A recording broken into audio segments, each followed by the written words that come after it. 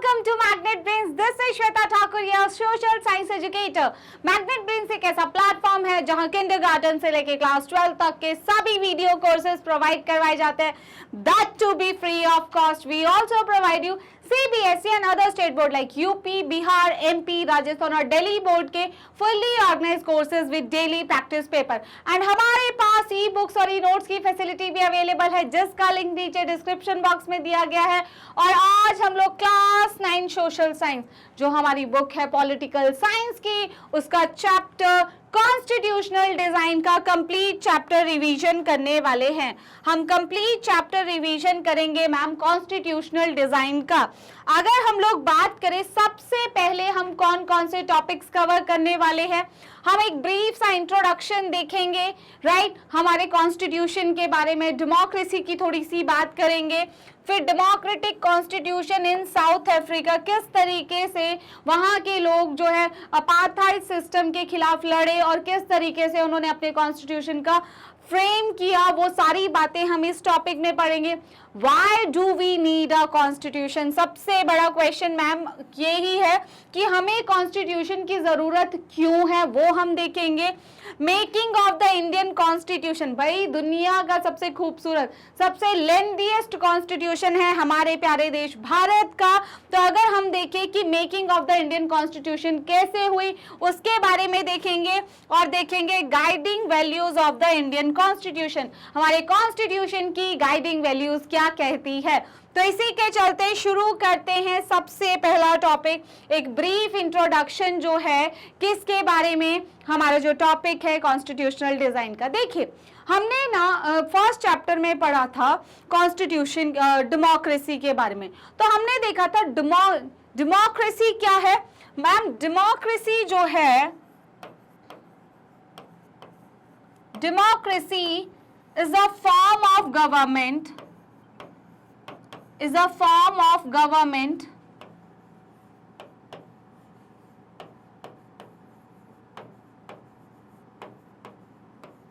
in which ruler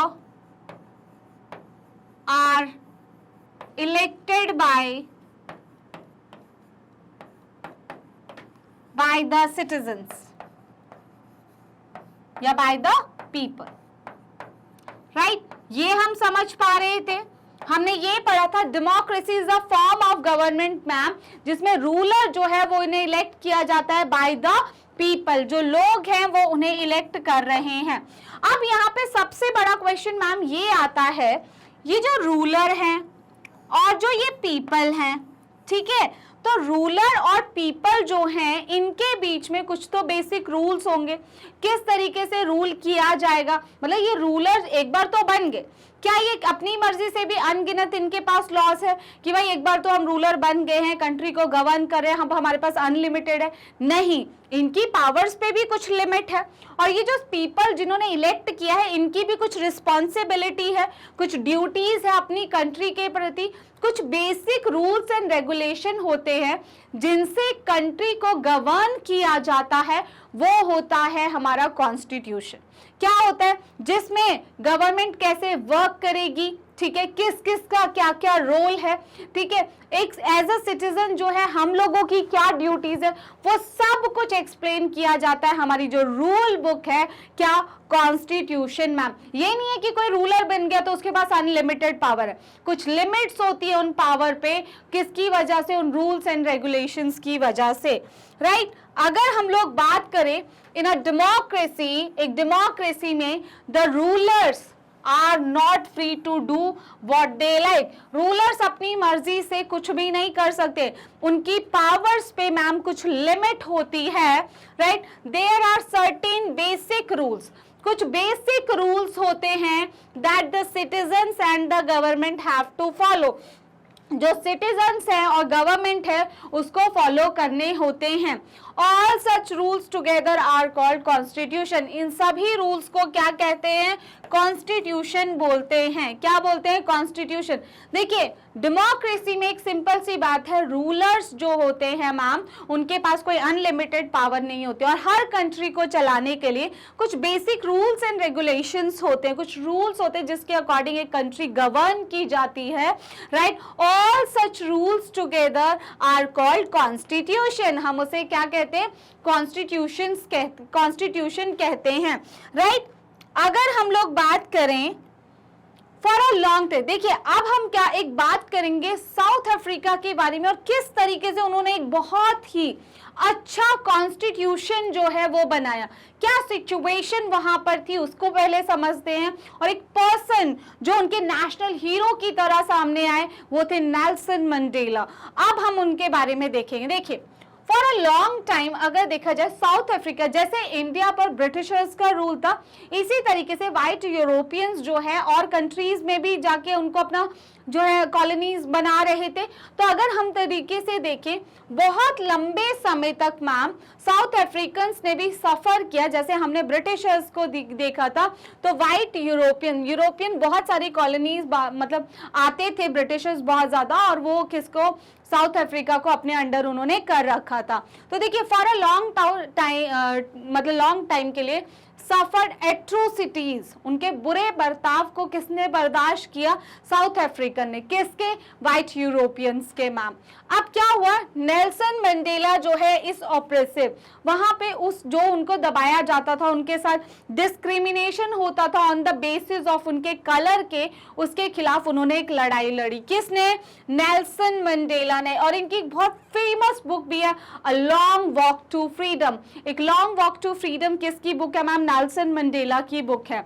he and 7 other leaders जो है, he and 7 other leaders were sentenced to life imprisonment। उनको और 7 other जो leader है उनको लाइफ टाइम इम्प्रिजनमेंट दिया गया 1964 में। वो लड़ रहे थे व्हाइट यूरोपियन। देखिए जब भी किसी कंट्री किसी के अंडर होती है तो वो लड़ती है, ठीक है, अपने देश को क्या करने के लिए, मतलब आजाद कराने के लिए। तो कोई ना कोई एक नेशनल लीडर के रूप में सामने आते हैं। तो यहाँ पर वो लीडर जो थे कौन?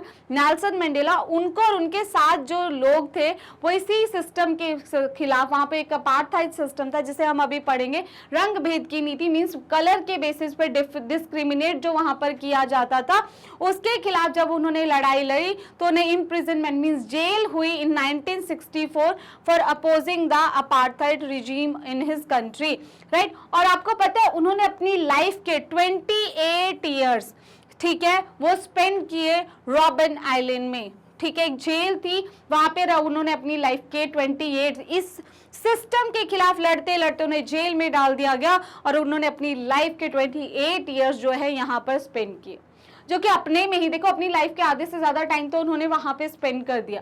तो अगर हम देखें, हमने साउथ अफ्रीका से हमें समझ आया कि साउथ अफ्रीका जो है वो अंडर था व्हाइट यूरोपियंस के, और वहां पर डिस्क्रिमिनेशन किया जाता था मैम, भेदभाव किया जाता था कलर, स्किन कलर के बेसिस पे, जो कि सबसे गलत है। ये आप और मैं जानते कि कभी भी हम किसी को बॉडी शेम नहीं कर सकते, कलर के बेसिस पे हम किसी का कभी भी मजाक नहीं उठा सकते हैं। तो यही यहाँ के लोगों के साथ होता था। और ये तो एक है कि किसी के कलर को क्वेश्चन किया, लेकिन उनके साथ बुरा बर्ताव करना तो और भी गलत बात है जो यहाँ पर हो रहा था। उसके लिए एक लीडर सामने आए, नेल्सन मंडेला, और उनके जो है 7 और भी उनके जो सपोर्टर्स थे, मतलब उनके साथ जो काम कर रहे थे इस सिस्टम के खिलाफ, उनको भी जेल में डाल दिया गया और उन्होंने अपनी लाइफ के 28 ईयर जो है रॉबिन आइलैंड की जेल में बिताए, राइट। अब जिस सिस्टम के खिलाफ वो लड़ रहे थे, अपार्थाइड सिस्टम, ये अपार्थाइड सिस्टम क्या था ma'am? A system of racial discrimination, colour के बेसिस पर वहां पर लोगों से डिस्क्रिमिनेट किया जाता था। इवन उनको बोला ही आपका ब्लैक लोग हो, ठीक है, आप लोग हमसे दूर रहोगे। इवन पब्लिक प्लेसेस पर उनके साथ इल ट्रीट किया जाता था, उनको जो है अलग थलग रखा जाता था सोसाइटी से। A system of racial discrimination जो यूनिक था कहां पर? साउथ अफ्रीका में। It divided the people and labelled them on the basis of their skin colour. उनको किसके बेसिस पे लेबल किया जाता था? उनके स्किन कलर के बेसिस पे, जो मैम कंप्लीटली रॉन्ग है, हम ये समझते हैं, राइट। हम किसी का भी मजाक नहीं उड़ा सकते। देखिए who impose this system, ma'am किसने इस सिस्टम को इम्पोज किया? तो अगर हम लोग देखें राइट, अगर हम लोग देखें हु इम्पोज दिस सिस्टम, तो द वाइट यूरोपियंस जो है उन्होंने इस सिस्टम को इम्पोज किया। Where was the system impose, वो सिस्टम कहाँ इम्पोज किया गया? The white Europeans impose this system on South Africa. White European ने ये सिस्टम लाई साउथ अफ्रीका में, जहां पे during the 17 and 18 century the trading companies from European से, जो ट्रेडिंग कंपनीज आती थी, जैसे हमारे यहाँ ईस्ट इंडिया कंपनी आई थी, यहाँ पे गोल्ड कोस्ट नाम की कंपनी आई थी, तो ये जो कंपनी थी occupied it with arms and force के बेसिस पे in the way they occupied India. जिस तरीके से ईस्ट इंडिया कंपनी 1600 में इंडिया में आई थी और उन्होंने आर्म्स मतलब हथियारों के बेसिस पे इंडिया को ऑक्यूपाई कर लिया था, हमारे ऊपर जो है इन्होंने कंट्रोल कर लिया था, इन सेम मैनर जो है इन्होंने किसको कंट्रोल कर लिया? इन सेम मैनर जो है मैम इन्होंने कंट्रोल किया साउथ अफ्रीका को, right. But unlike India, a large number of whites had settled in South Africa and become the local rulers। लेकिन वहां पर क्या हुआ, बहुत सारे जो व्हाइट यूरोपियंस थे जो वहीं पे जब ये आज़ाद भी हो गए तो वहीं पर सेटल हो गए और वहां पर जो है साउथ अफ्रीका में लोकल रूलर्स बन के रहने लगे। अब देखते हैं क्या हुआ वहां पर, स्टोरी बहुत इंटरेस्टिंग है। System divided and label people on the basis of their colours. अगर देखें ये एक ऐसा सिस्टम था जो डिवाइड करता था और लेबल करता था, system divided and label people on the basis of their skin colour के बेसिस पे, राइट। कैसा सिस्टम था? ये तो बहुत ही एक बेकार सिस्टम हम इसे बोलेंगे। द नेटिव पीपल, आपको पता है जो साउथ अफ्रीका के रहने वाले लोग थे आर ब्लैक इन कलर, तो वो ब्लैक थे। क्यों, आपको क्यों लगता है क्यों ब्लैक थे? क्योंकि मैम वहां पे सनरेज जो है वो ट्रॉपिकल क्लाइमेट में और वहां पे सनरेज बिल्कुल डायरेक्ट पड़ती है, उसकी वजह से वहां के लोग जो है वो ब्लैक होते। तो वो कोई बड़ी बात नहीं, अगर हम वहां होते तो वो भी हम भी वैसे ही होते, तो ये कोई भी किसी भी तरीके का डिस्क्रिप्शन, ये तो जस्ट एक स्किन कलर है, वो मैटर भी नहीं करता, right. They made up about 3/4 of the population and were called black। 3/4 of the population उनकी थी और उनको ही क्या बोला जाता था? ब्लैक्स करके जो है मतलब बुलाया जाता था, तो जो कि बिल्कुल गलत है, राइट। तो अगर हम बात करें जो नेटिव पीपल साउथ अफ्रीका के रहने वाले लोग थे मैम, वो कैसे थे कलर में? ब्लैक थे कलर में, और इसी के चलते 3/4 ऑफ पॉपुलेशन, ज्यादातर पॉपुलेशन उनकी थी। लेकिन यूरोपियंस ने अपनी आर्म्स हथियारों के बेसिस पे जो है उनको अपना कंट्रोल में किया था, जैसे इंडिया को किया था। They made up 3/4 of the population किसकी थी? ब्लैक पीपल की थी।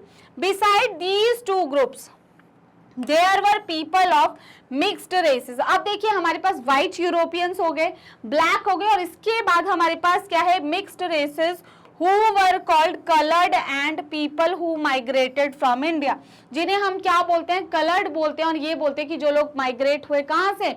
इंडिया से, राइट। तो इस तरीके के लोग भी थे। द वाइट रूलर्स, जो व्हाइट यूरोपियंस थे, ट्रीटेड ऑल नॉन व्हाइट, जितने भी इवन कलर्ड तक को वो कैसे ट्रीट करते थे? इंफीरियर्स, आप कुछ नहीं हैं।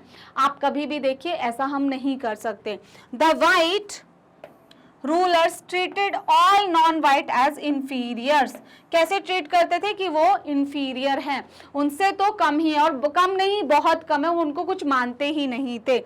इसी के चलते इवन जैसे आपको मैं एक साइन बोर्ड दिखाऊं तो ये बुक में भी दिया है, किस तरीके के साइन बोर्ड एक ह्यूमन बीइंग के लिए लगाए गए हैं।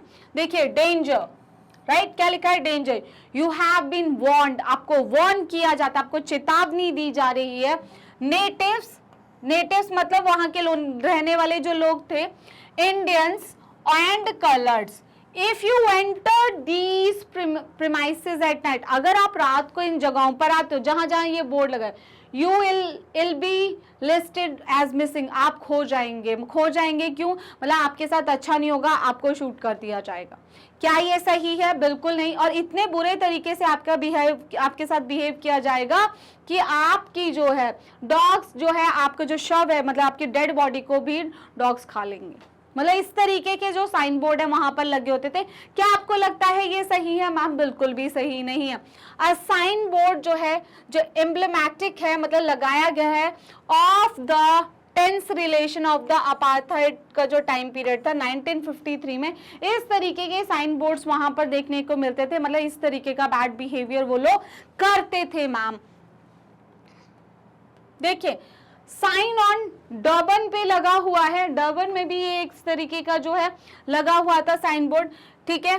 बीच in English, African and Zulu in English, it reads, क्या बोलता है, city of Durban under section 37 of the Durban beach bylaws, ठीक है, this bathing area is reserve for the sole use of members of the white race group. ये भी किसके लिए, ये नहाने का एरिया सिर्फ और सिर्फ यहाँ पर सिर्फ और सिर्फ वाइट यूरोपियंस नहाएंगे और कोई भी नहीं आ सकता है। इस तरीके का बीचेस में वो लोग नहीं जा पा रहे हैं, किसी भी मतलब ऐसी जगहों पर जहां वो उनको रात को नहीं देखना चाहते वहां नहीं वो जा पा रहे हैं। अपने आप को कुछ ज्यादा ही सुपीरियर समझ रहे हैं ये लोग, गलत बात है। लेकिन अब जो ये partiality faced by South African, आपको क्या लगता है, नेटिव कहते हैं ना किसी भी चीज की अति बुरी होती है, नेटिव से एक लिमिट तक डरे, ठीक है, आर्म्स थी, नई नई चीजें देख रहे थे, लेकिन वो भी एक टाइम पे जो है बस्ट आउट होंगे, उनका भी गुस्सा बाहर आएगा। तो इसी के चलते एक ऑर्गेनाइजेशन बनाई गई थी ANC, African National Congress, right. तो अगर हम बात करें partiality faced by South African, जो साउथ अफ्रीकन जिस पार्शियलिटी को फेस कर रहे थे उसी के चलते non white people had no voting rights, जो नॉन वाइट पीपल थे उनके पास किसी भी तरीके के वोटिंग राइट्स नहीं थे। क्या सबसे पहली पार्शियलिटी क्या है कि जो नॉन वाइट पीपल है वहां के, उनके पास किसी भी तरीके के मैम वोटिंग राइट्स नहीं है, पहली चीज। दूसरा, they could only work in white areas if permitted. देखिए अपनी ही कंट्री में वोटिंग राइट्स नहीं है, सबसे अमेजिंग थिंग कि अपनी ही कंट्री में, ये सबसे बड़ी पार्शियलिटी तो यही है। दूसरा, they could only work in white areas if permitted, वो वाइट एरियाज में तभी काम कर सकते हैं अगर उनके पास परमिशन है, अदरवाइज वो वहां पे नहीं जा सकते। एक ये हो गया मैम। ऑल पब्लिक फैसिलिटीज, जितनी भी पब्लिक फैसिलिटीज है, रेलवेज है, रेस्टोरेंट्स है, ठीक है, places were separate for white and blacks, white and blacks के लिए अलग अलग है, जितनी भी पब्लिक फैसिलिटीज है वो सारी अलग अलग हैं। They were forbidden to live in white areas, उनको दूर रखा जाता है व्हाइट एरिया से। Blacks could not even visit churches to worship, वो चर्चेस में भी नहीं जा सकते, पूजा भी नहीं कर सकते हैं वहां पर जाके। So black could not even visit the church to worship, right. Can not form association और protest against the terrible treatment, देखिए वो ना किसी भी तरीके की एसोसिएशन नहीं फॉर्म कर सकते और किसी भी तरीके का टेरिबल ट्रीटमेंट जो है उनके साथ किया जाता है। देखिए वो कोई भी एसोसिएशन फॉर्म नहीं कर सकते थे, लेकिन उन्होंने की अफ्रीकन नेशनल कांग्रेस, राइट।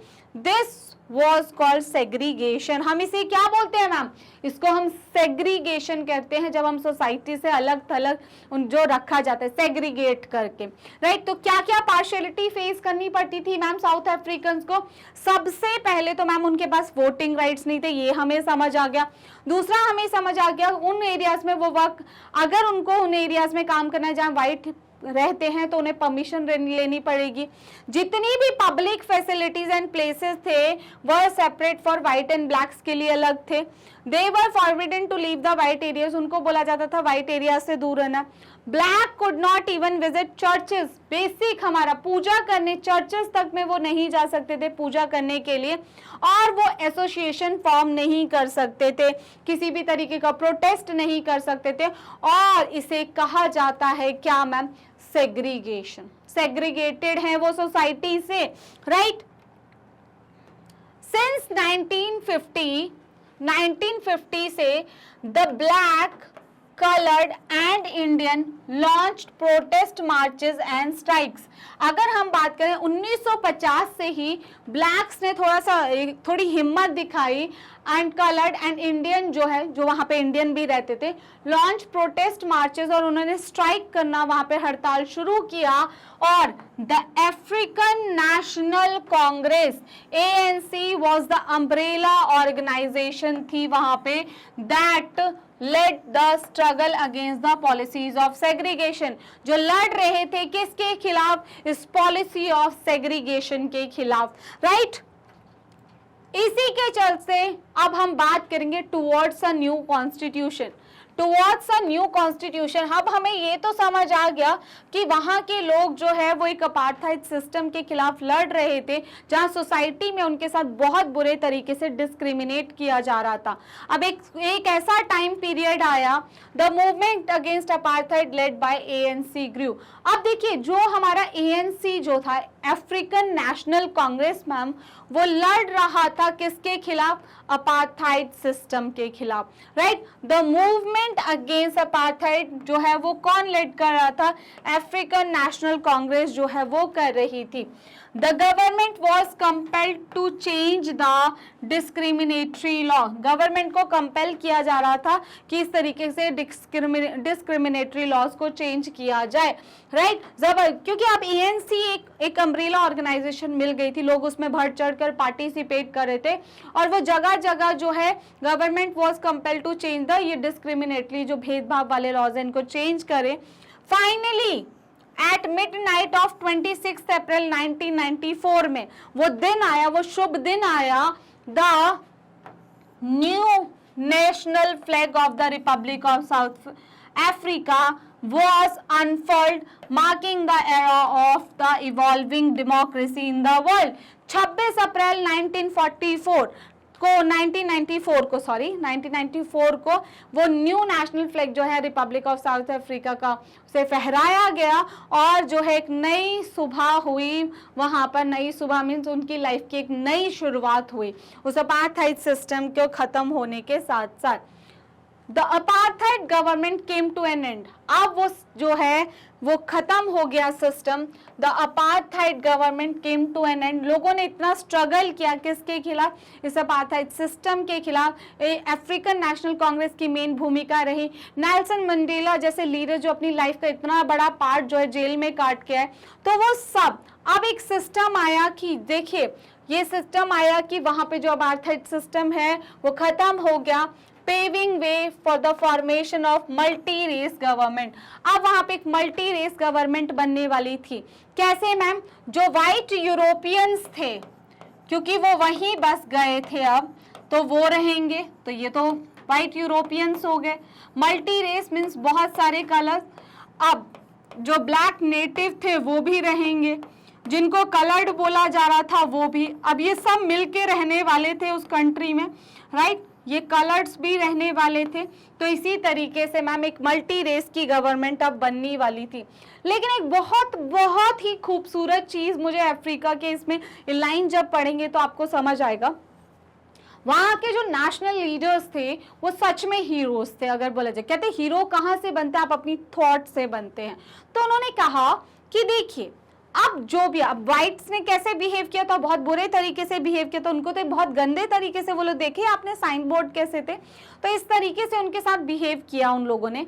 तो भी जो यहाँ के जो ब्लैक पीपल थे, मीन्स वहाँ के नेटिव्स थे, उन्होंने क्या बोला, वहाँ के नेशनल लीडर्स ने, देखो पीछे क्या हुआ भूल जाओ, कितना बुरा इन्होंने बिहेव किया भूल जाओ, अब हम सब लोग जो है, सबसे बड़ा गुडनेस इसी में है, अफ्रीका के लोग बहुत अच्छे हैं और वो हर चीज को एक्सेप्ट करेंगे और सब मिलकर साथ में रहेंगे। मतलब उन्होंने सारी बातें एक साइड कर दी, उनको भुला दिया।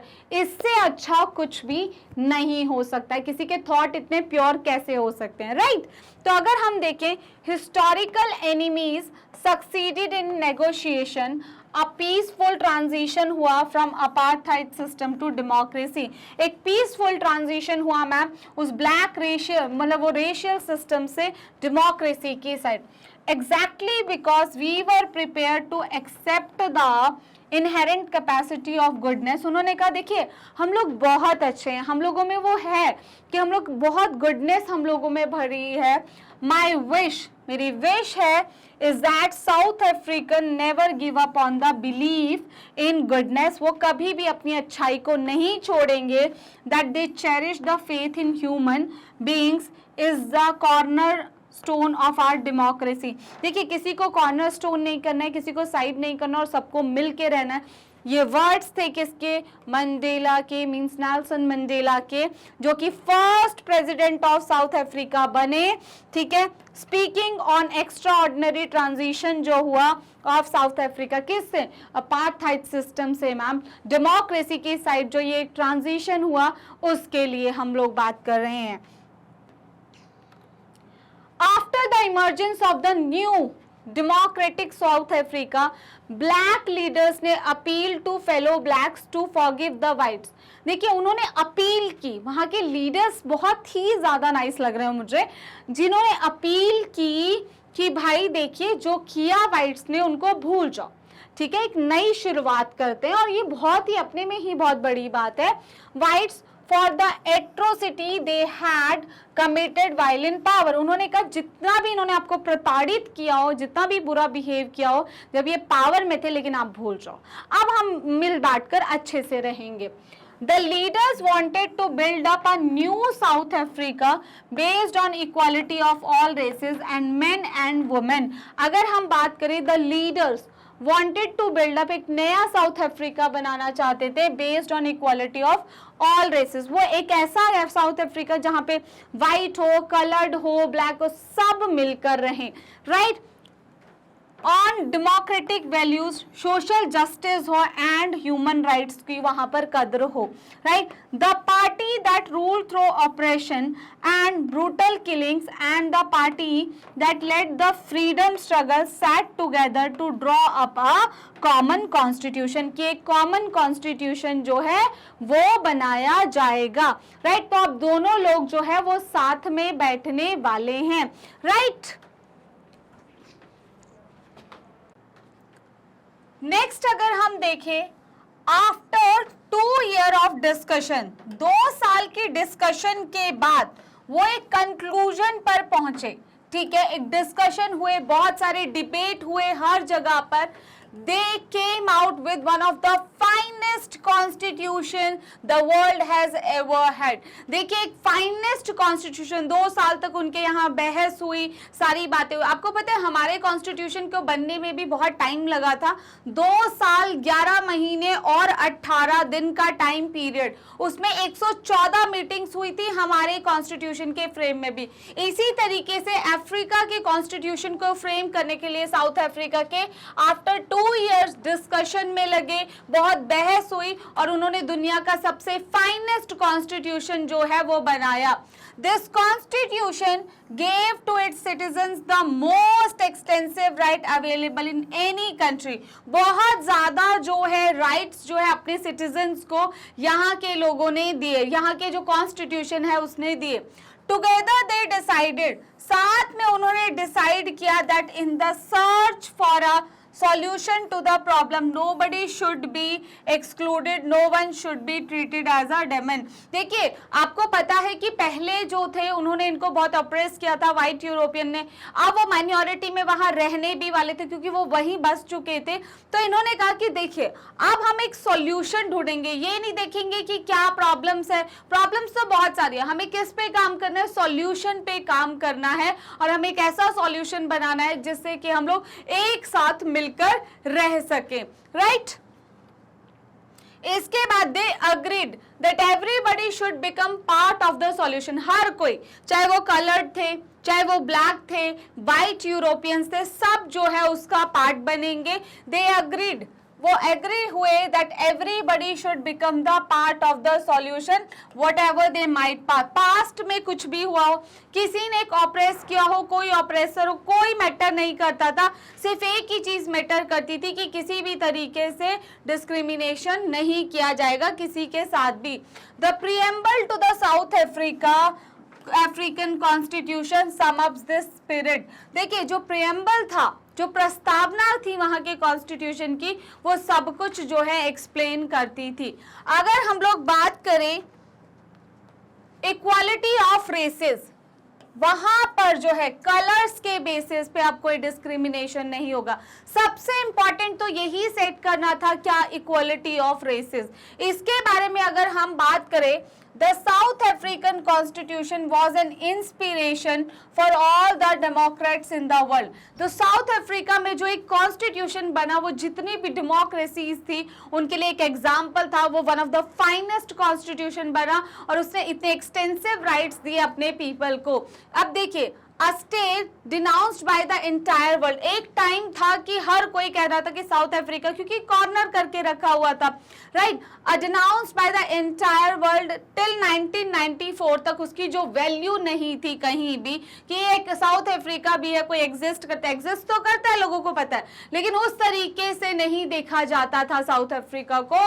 द मोस्ट अनडेमोक्रेटिक वन, भाई यहाँ तो डेमोक्रेसी हो ही नहीं सकती, जितनी बेकार इनकी सिचुएशन है ये तो कभी सुधर ही नहीं सकती। The most undemocratic one is now seen as model of democracy. आज उसी को मॉडल ऑफ डेमोक्रेसी के रूप में देखा जा रहा था। किसकी वजह से? वहां के लीडर्स की वजह से। उन्होंने वो एक फाइनेस्ट कॉन्स्टिट्यूशन जो है वहां का तैयार किया, right. What made this change possible? ये कैसे पॉसिबल हो पाया? Was the determination, वहां के लोगों का जो डिटर्मिनेशन था, नहीं हमें जो है इस तरीके से एक साथ रहना। और सबसे बड़ी बात, जैसे मैंने बताया था कि वहां के लीडर्स के थॉट बिल्कुल क्लियर थे कि हमें प्रॉब्लम्स को नहीं देखना है, हमें सॉल्यूशन की साइड फोकस करना है। दूसरी बात यह है कि हमें सबको मिलजुल कर साथ में रहना है। पीछे क्या हुआ, किसने आपके साथ क्या किया, ये बिल्कुल भी नहीं सोचना है। तो determination of the people of South Africa to work together to transform bitter experiences into the binding glue of a rainbow nation। देखिए, रेनबो नेशन, भाई हर कलर के लोग वहां पर रहते हैं इसलिए उसको रेनबो नेशन बोल रहे हैं, राइट। अगर हम लोग बात करें, एक इतना बिटर एक्सपीरियंस उनके साथ रहा था कि देखिए व्हाइट यूरोपियंस उनके साथ कैसे, जैसे एक सेग्रीगेशन की पॉलिसी वहां अपनाई जाती थी, उनको जो है पब्लिक फैसिलिटीज से दूर रखा जाता था, जहां व्हाइट होते थे उन प्लेसेस से दूर रखा जाता था, वो उन प्लेसेस पर काम नहीं कर सकते। तो इतना बिटर एक्सपीरियंस था, उनके साथ बहुत बुरा बर्ताव किया जाता था। स्टिल वो इस तरीके से कोशिश कर रहे थे कि वो साथ में रह सके, इस तरीके से कॉन्स्टिट्यूशन बने जो कि वो उसको एक टुगेदरली बाइंड करे, right. The oppressor and the oppressed in this new democracy, जो ऑपरेसर है जिसको पीड़ित किया गया है, एंड द ऑपरेसर जो कि पीड़ा कर रहा है, जो अत्याचारी है, एंड द ऑपरेस्ड जिसको दबाया गया है, जो क्या है मैम, पीड़ित है, in this new democracy were planning to live together. दोनों साथ में रहने वाले व्हाइट यूरोपियंस जो वहां पे रह गए हैं, राइट। ये क्या है मैम, ये व्हाइट यूरोपियंस क्या है? ये मैम ऑपरेसर्स थे। क्या है? ऑपरेसर्स हैं।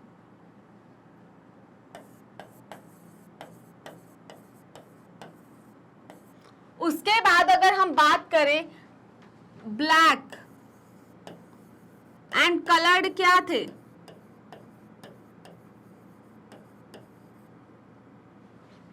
ब्लैक हो गए, कलर्ड हो गए, ये क्या थे मैम? ये ऑपरेस्ड थे, इनको दबाया गया था। अब ये सब क्या है?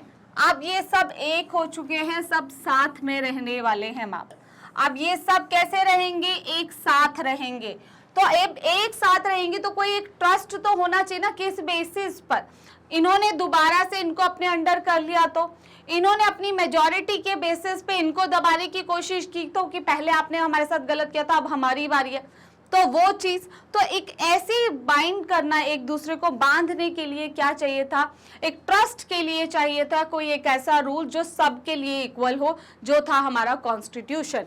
अगर हम लोग बात करें, the oppressor and the oppressed in this new democracy were planning to live together. वो प्लान कर रहे थे एक साथ रहने का, एज इक्वल्स, हम बराबर हैं। It was not going to be easy for them to trust each other. उनके लिए ये आसान नहीं था कि एक दूसरे को ट्रस्ट कर सके। दे हैड देयर फियर्स, अपने अपने डर थे, ठीक है, जैसे मैंने बताया व्हाइट यूरोपियन सोच सकते हैं कि अब हम माइनॉरिटी में और हमने इनके साथ गलत किया था, अब ये हमारे साथ गलत ना कर सकते, वो सोच सकते हैं कि क्या दोबारा से ये लोग हमारे पे रूल ना करें, राइट, हमारी कंट्री से चले जाए, तो कुछ भी वो थॉट आ सकते हैं। तो दोनों को फियर्स था, they wanted to safeguard their interest, वो अपने इंटरेस्ट को सेफ गार्ड करना चाहते थे। और वो कैसे होगा, देखिए, the black majority was keen to ensure that. अब ब्लैक मेजोरिटी क्या चाहती थी, पहले ये देखते हैं। तो ब्लैक मेजोरिटी वाले जो लोग थे वो चाहते थे the democratic principle of a majority rule was not compromise, जो उनके रूल एज अ मेजोरिटी जो उनके पास पावर्स होनी चाहिए उसको कॉम्प्रोमाइज नहीं किया जाए। They wanted substantial social and economic right. भाई पहले क्या था कि जब व्हाइट माइनॉरिटीज थे उन्होंने क्या किया था, उनसे उनके राइट्स ले लिए थे, सोशल एंड इकोनॉमिक राइट्स उनके पास नहीं थे, अब उनको वो भी चाहिए थे। The white minority was keen to protect, देखिए अब जो व्हाइट माइनॉरिटी थे वहां पर बस चुके थे, उन्होंने अपने घर बार बना लिए थे, उनके पास बहुत प्रॉपर्टीज हो गई थी क्योंकि उन्होंने बहुत बुरे तरीके से एक्सप्लॉइट किया था। तो वो चाहते थे कि उनको ये डर था कहीं वो प्रॉपर्टी वगैरह उनसे छीन ना ली जाए, वो जो प्रिविलेजेस है, जो उनको वो फायदे विशेष अधिकार है वो उनसे छीन ना लिए जाए। तो the white minority was keen to protect its privileges and property को बचाना चाहते थे। आफ्टर लॉन्ग नेगोशिएशन, काफी बार बातचीत हुई, डिबेट हुए, डिस्कशंस हुए, both parties agreed to a compromise, दोनों पार्टीज जो है कुछ कॉम्प्रोमाइज किए दोनों पार्टीज ने, और वो कॉम्प्रोमाइजेस क्या थे, देखिए the white agreed to the following, white जो है इन बातों पे अग्री हुए, वो बातें क्या थी, the principles of majority rule and that of one person one vote. देखिए व्हाइट किस बात पे अग्री हुए कि देखिए ठीक है हम प्रिंसिपल ऑफ मेजॉरिटी को मानते हैं, हाँ भाई मेजॉरिटी में है ब्लैक नेटिव्स तो वो अपना जिस भी तरीके से करे ठीक है चलेगा, लेकिन that of one person one vote, हर पर्सन का एक वोट होगा, साथ में also accepted some basic rights for the poor and the workers, के लिए भी कुछ बेसिक राइट्स जो है उन्होंने एक्सेप्ट कर लिए। तो ये किसने किया, व्हाइट ने अग्री किया।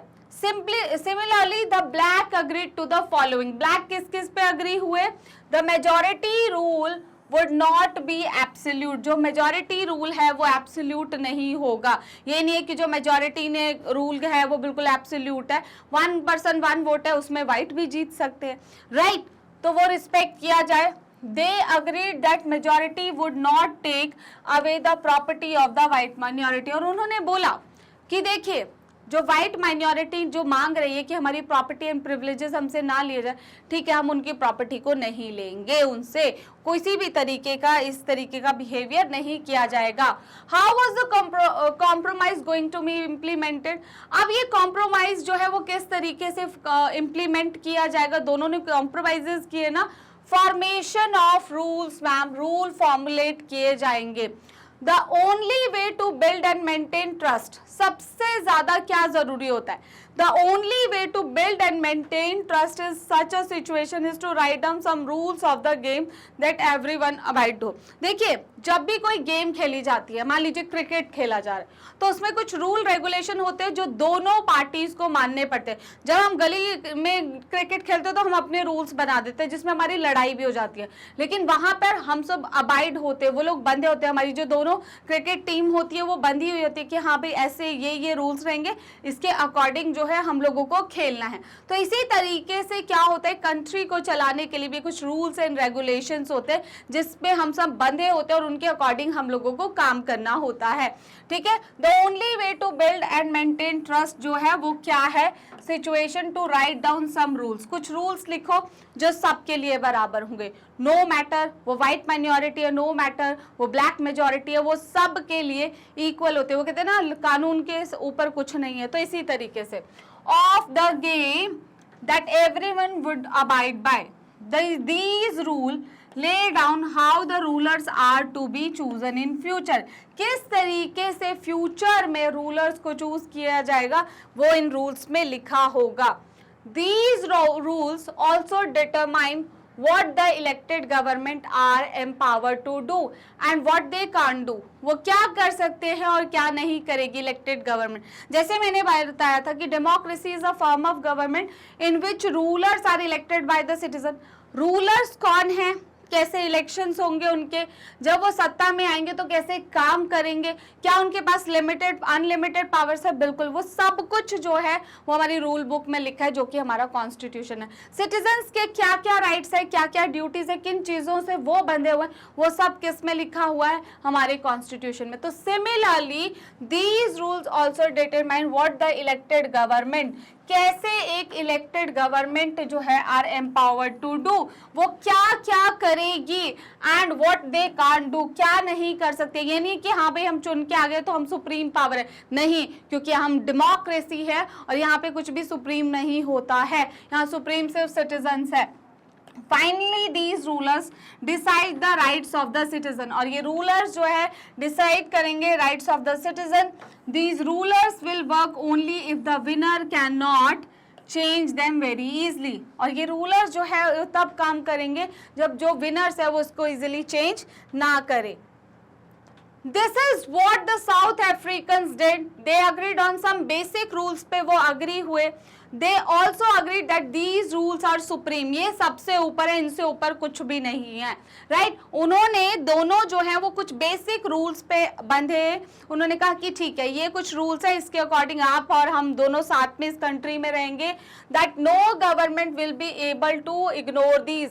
कोई भी गवर्नमेंट चाहे वो व्हाइट की हो, ब्लैक की हो, मिक्स्ड आए, कुछ भी आए, सब इसके अंडर ही रहकर काम करेंगे, ठीक है। This set of basic rule जो है हम इसे क्या बोलते हैं मैम, हम इसे कॉन्स्टिट्यूशन बोलते हैं। क्या बोलते हैं, कॉन्स्टिट्यूशन। तो देखिए हमारे साउथ अफ्रीका की अगर हम लोग बात करें, जो वहाँ की सिचुएशन थी उससे का जो एक रिजल्ट आया वो क्या था कि एक ऐसे रूल और रेगुलेशन होने चाहिए जिसमें जो ऑपरेसर है एंड ऑपरेस्ड जो है वो मिलकर एक म्यूचुअल ट्रस्ट के साथ रह सकेगा, और वो ट्रस्ट कहाँ से बना, वो एक कॉन्स्टिट्यूशन से बना, जिसके लिए कॉन्स्टिट्यूशन फ्रेम किया गया, जो सुप्रीम था उसके ऊपर कुछ भी नहीं था, right. Constitution making is not unique to South Africa. Every country has diverse groups of people, right? Constitution making कोई unique नहीं था, हमने बहुत सारे जो है Constitution all over the world देखे हैं, right? All over the world people have differences of opinion and interest. Her country के अपने opinion and interest हैं, right? Whether democratic or not. जरूरी नहीं है कि हर डेमोक्रेसी के पास ही कॉन्स्टिट्यूशन होता है, नॉन डेमोक्रेटिक के पास भी कॉन्स्टिट्यूशन हो सकते हैं, और not most countries in the world need to have these basic rules. देखिए हर कंट्री के अपने बेसिक रूल्स होते हैं, हर कंट्री कुछ रूल्स एंड रेगुलेशन के अकॉर्डिंग जो है वो रन की जाती है। This applies not just to governments, any association needs to have its constitution. हर ऐसा नहीं होता कि कॉन्स्टिट्यूशन एक ऐसी टर्म है जो सिर्फ गवर्नमेंट के लिए अप्लाई होती है। जैसे हमने डेमोक्रेसी के बारे में पढ़ा था कि डेमोक्रेसी जो है ना वो एक बहुत बड़ी टर्म है, उसका मतलब ये नहीं है जैसे बात करें कि एक कंट्री ही डेमोक्रेटिक हो सकती है, नहीं, ठीक है। अगर हम बात करें एक फैमिली भी डेमोक्रेटिक हो सकती है। कैसे डेमोक्रेटिक हो सकती है, जैसे अब आपने बाहर पढ़ने जाना है, एक तो है आपके फादर ने बोला नहीं आपको, उन्होंने अपनी मर्जी की आप पे डाली कि देखिए बाहर पढ़ने जाना पड़ेगा, आपके पास कोई ऑप्शन नहीं है, तो वो डेमोक्रेटिक फैमिली नहीं है। अब आपका है कि आपको बाहर पढ़ने भेजना, आपकी मम्मी आपके पापा आप सब ने मिलकर एक डिसीजन लिया कि आपके लिए क्या अच्छा है, आपके ओपिनियंस मैटर करते, तो वो एक डेमोक्रेटिक फैमिली। तो डेमोक्रेसी सिर्फ और सिर्फ गवर्नमेंट से रिलेट नहीं करता है, वो और वर्ड से भी रिलेट करता है, मतलब और लाइफ एक्सपीरियंस से भी रिलेट करता है। इसी तरीके से कॉन्स्टिट्यूशन जरूरी नहीं है, बेसिक रूल्स सबके लिए होते हैं। कोई एक एसोसिएशन बना सकती है, कंपनी अपने लिए बना सकती है, अपने एम्प्लॉयज के लिए बना सकती है। It could be a club in your area, एक कोऑपरेटिव सोसाइटी हो सकती है, एक political party, they all need a constitution. सबको किसकी जरूरत है, कॉन्स्टिट्यूशन की जरूरत है, कुछ बेसिक रूल्स की जरूरत है जिसके अकॉर्डिंग वो एसोसिएशन, कंपनी या क्लब जो है वो काम करेंगे। तो इंडिया हो या कोई भी बड़ी कंट्री हो, सबके पास क्या होना चाहिए, कॉन्स्टिट्यूशन होना चाहिए, जो हमारे पास है, और हमारे पास दुनिया का सबसे लेंथीएस्ट कॉन्स्टिट्यूशन है।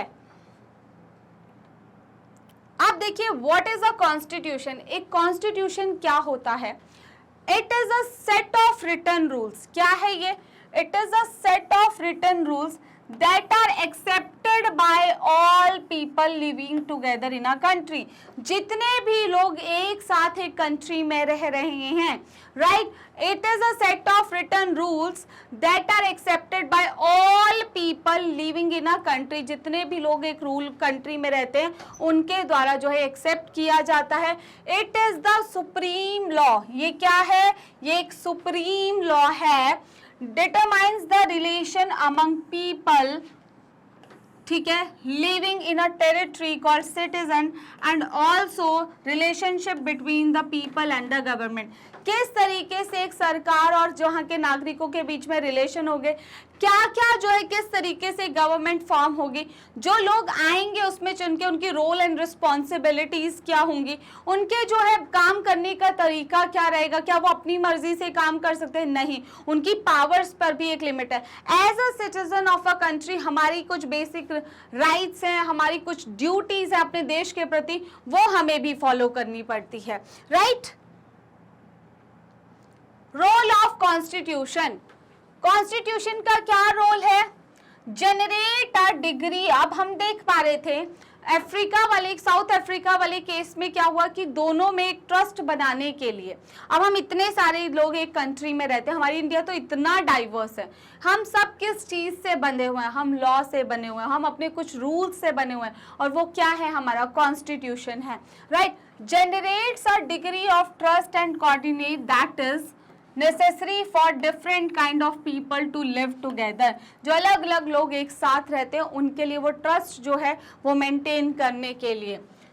Specify how the government will be constituted. ये स्पेसिफाई करता है कि किस तरीके से गवर्नमेंट कॉन्स्टिट्यूट की जाएगी, right? Who will have power to take which decision. किसके पास जो है पावर होगी डिसीजन लेने की? प्राइम मिनिस्टर का क्या रोल है, प्रेसिडेंट का क्या रोल है, कैबिनेट्स का क्या रोल है, गवर्नर्स का क्या रोल है, चीफ मिनिस्टर्स के क्या रोल है, वो सब वहाँ पे एक्सप्लेन किया गया. अगर लोकल बॉडीज हैं तो उनके क्या रोल है, उसके बाद जो है किसको कितना काम करना है, किसकी पावर पे कितनी लिमिट है, किसका क्या रोल्स एंड रिस्पॉन्सिबिलिटी है, सब. सेंट्रल गवर्नमेंट कैसे काम करेगी, स्टेट गवर्नमेंट कैसे काम करेगी, सब वहाँ पर एक्सप्लेन किया गया. तो specify how government will be constituted, किस तरीके से सरकार बनेगी, who will have the power to take which decision, किसके पास कौन सा डिसीजन लेने की पावर है. lays down limit on the powers of the government. मैंने बोला ना, ये नहीं है कि रूलर्स हमने इलेक्ट किए. माना कि डेमोक्रेसी में क्या होता है कि ruler are elected by the citizen. ऐसा नहीं है कि भाई एक बार इलेक्ट कर दिया तो उनके पास अनलिमिटेड पावर है. उनकी पावर्स पर भी एक लिमिट है, एक कंट्रोल है, right? lays down on the limits on the power of the government and tells us what the rights of the citizens are. और हमें बताता है कि हमारे as a citizen of that country हमारे क्या rights हैं, right?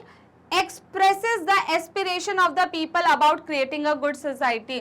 Aspire करते हैं लोगों की किस तरीके की एक अच्छी सोसाइटी जो है वो हो सकती है. Next, all the countries, जितनी भी countries that have constitution are not necessarily democratic. देखिए, मैं हमेशा आपको बोल रही हूँ कि ऐसा ज़रूरी नहीं है कि जो हमारी जितनी भी डेमोक्रेसीज है सिर्फ वहीं कॉन्स्टिट्यूशन हो सकते हैं. एक बेसिक रूल्स हैं कंट्री के, वो कहीं भी हो सकते हैं, चाहे वो मोनार्की हो, डिक्टेटरशिप हो, वो अपने ही रूल बनाए जाए बेसिक, वहाँ भी हो सकते हैं, right? All the countries that have constitution are not necessarily democratic. जरूरी नहीं है कि वो डेमोक्रेटिक हो, नॉन डेमोक्रेटिक में भी हो सकते हैं. But all countries that are democratic will have a constitution. लेकिन ये जरूरी है कि जितनी भी डेमोक्रेटिक कंट्रीज है उनमें तो कॉन्स्टिट्यूशन होना ही चाहिए. अगर उनमें कॉन्स्टिट्यूशन नहीं है तो फिर काहे की democracy, right? After the war of independence against great Britain the American. देखिए, अमेरिका ने जो है क्या किया, ग्रेट ब्रिटेन के खिलाफ जो है लड़ाई लड़ी, ठीक है. gave themselves a constitution. उन्होंने खुद को एक कॉन्स्टिट्यूशन दिया. मैं बोल रही हूँ ना, हर कंट्री के पास अपना कॉन्स्टिट्यूशन है. After the war of independence, अपने इंडिपेंडेंस किसके अगेंस्ट, ब्रिटेन के अगेंस्ट जो है अमेरिका ने लड़ा. Gave themselves a constitution. उन्होंने खुद को क्या दिया मैम, एक कॉन्स्टिट्यूशन दिया इंडिपेंडेंस के बाद. उसके बाद आफ्टर द रेवोल्यूशन, कहाँ पर, फ्रेंच रेवोल्यूशन जो one of the famous revolutions है, पीपल अप्रूव्ड डेमोक्रेटिक कॉन्स्टिट्यूशन वहां के लोगों ने भी वहां बनाया। उसके बाद since then it has become a practice in all democracies to have a written constitution। उसके बाद जो है ये एक प्रैक्टिस बन गई कि जितनी भी डेमोक्रेसीज हैं वहां पर क्या होना चाहिए, कॉन्स्टिट्यूशन। देखिए अमेरिका ने जब अपना वॉर ऑफ इंडिपेंडेंस लड़ा किसके साथ, ग्रेट ब्रिटेन के साथ। उसके बाद फ्री होने के बाद उन्होंने भी सबसे पहला काम क्या किया, एक कॉन्स्टिट्यूशन अपने लिए बनाया। सिमिलरली फ्रेंच रेवोल्यूशन में भी लोगों ने अपने लिए क्या बनाया, एक कॉन्स्टिट्यूशन बनाया। इसी तरीके से बहुत ज़रूरी है कि जितनी भी डेमोक्रेसीज है उनके पास तो एटलीस्ट अपना कॉन्स्टिट्यूशन होना ही चाहिए। इंडिया के कॉन्स्टिट्यूशन की अगर हम बात करें भाई, India's constitution was also drawn up under very difficult circumstances. और ऐसा नहीं था, हमारे जो लीडर्स थे, हमारे जो नेशनल लीडर्स थे, वो क्लियर थे पहले से ही कि किस तरीके का कॉन्स्टिट्यूशन भारत में होना चाहिए। उनके माइंड में ऑलरेडी वो थॉट थे कि क्या क्या चीज़ें, क्या बेसिक चीज़ें जो हैं वो हमारे कॉन्स्टिट्यूशन कंटेन करेगा। अगर बात करें the making of the constitution for a huge and diverse country, भाई इंडिया से ज़्यादा डाइवर्स कुछ नहीं हो सकता। Like India was not a easy affair, ये कोई आसान टास्क नहीं था, right. At that time the people of India were emerging from the status of subjects to the citizen। अब हम सब्जेक्ट से, जो हमारे ब्रिटिशर्स थे जो हमें एक सब्जेक्ट की तरह ट्रीट करते थे, अब हम एक नागरिक बनने वाले थे किसके, भारत देश के। अगर हम बात करें, it was born through a partition on the basis of religious differences. आपको पता है कि भारत के सर्कमस्टांसेस में अलग हुआ था, रिलीजन के बेसिस पर हमारे भारत के दो टुकड़े हो गए थे, एक इंडिया और एक पाकिस्तान। वो जो था उस टाइम पे जो ये सिचुएशन हुई थी दो ही रिलीजन के बीच में, हिंदूज में और मुस्लिम्स में, जिसकी वजह से पार्टीशन हुआ, आज तक का सबसे ब्रूटल, मतलब हम पार्टीशन उसको बोल सकते हैं। मोर देन 10 लाख लोग जो है उसमें मारे गए थे। At least 10 lakh people were killed in participation related violence. तो हमने देखा कि कितने ज्यादा लोग जो है, इससे मतलब बड़ा पार्टीशन कोई हो ही नहीं सकता है, राइट। अगर हम लोग देखें अनदर प्रॉब्लम, एक तो इतना बड़ा पार्टीशन अभी हुआ था, इंडिया इतनी डाइवर्स कंट्री थी। Another problem in making of Indian constitution, another problem जो हमें फेस करनी पड़ी, the British left rulers of princely states. सबसे बड़ी प्रॉब्लम, जब ब्रिटिशर्स इंडिया से गए ना, तो उन्होंने एक ऐसी प्रॉब्लम डाली कि वो सबसे बड़ा डिवाइड एंड रूल मैं मानती हूँ। अगर हम लोग देखें कि उन्होंने बोला जो प्रिंसली स्टेट थी, देखिए प्रिंसली स्टेट्स को उन्होंने बोला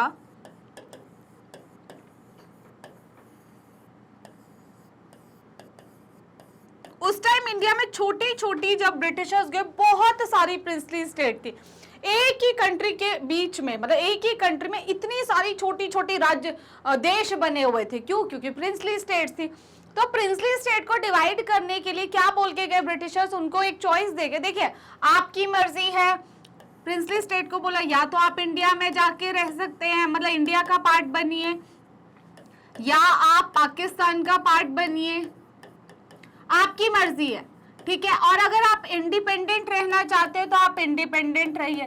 कोई भी राजा, अगर मैं कहीं की रानी हूं तो मैं क्यों किसी के अंडर आऊंगी, क्यों मैं इंडिया के अंडर जो है आऊंगी, क्या ये मेरे लिए सही होगा? तो बहुत सारे जो राजा महाराजा थे वो तो बिल्कुल भी इंडिया का या किसी भी कंट्री का पार्ट नहीं बनेंगे।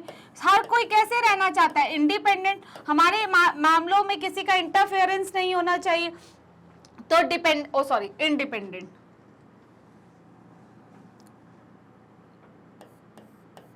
ठीक है, तो इनको क्या चॉइस दी गई, इंडिपेंडेंट रहो, इंडिया के साथ मिलो, पाकिस्तान के साथ मिलो, आपकी चॉइस है। अब ज्यादातर स्टेट क्या चाहेंगी, प्रिंसली स्टेट, भाई हमें तो इंडिपेंडेंट रहना। तो पहले तो इन सबको एक करना जरूरी था, इंडिया में मिलाना जरूरी था, जो कि बहुत बड़ा टास्क था और इस टास्क को बहुत बखूबी निभाया गया था सरदार वल्लभ भाई पटेल के द्वारा, जिन्होंने प्रिंसली स्टेट कहीं नेगोशिएशन, कहीं बातचीत से, कहीं और तरीकों से जो है इंडिया को यूनिफाई किया, इन प्रिंसली स्टेट को एक करके एक अखंड भारत जो है हमें दिया, राइट। तो वो क्रेडिट किसको जाता है? हमारे सरदार वल्लभ भाई पटेल को। नहीं तो ज्यादातर प्रिंसली स्टेट क्या चाहती थी? वो इंडिपेंडेंट चाहती थी। हमारे हैदराबाद हो गया, जूनागढ़ हो गया, कश्मीर, इनको मिलाना तो इंडिया में बहुत ज्यादा डिफिकल्ट हो रहा था उस टाइम पीरियड में।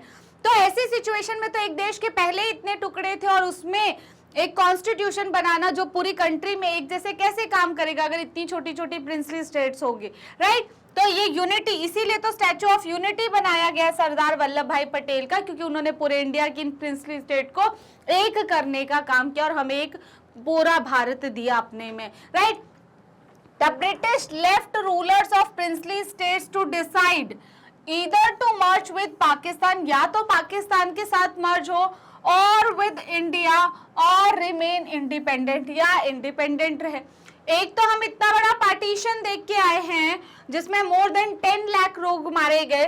दूसरा जो है पाकिस्तान इंडिया प्रिंसली स्टेट को चॉइसेस दे दी और टुकड़े दिख रहे कंट्री के, राइट।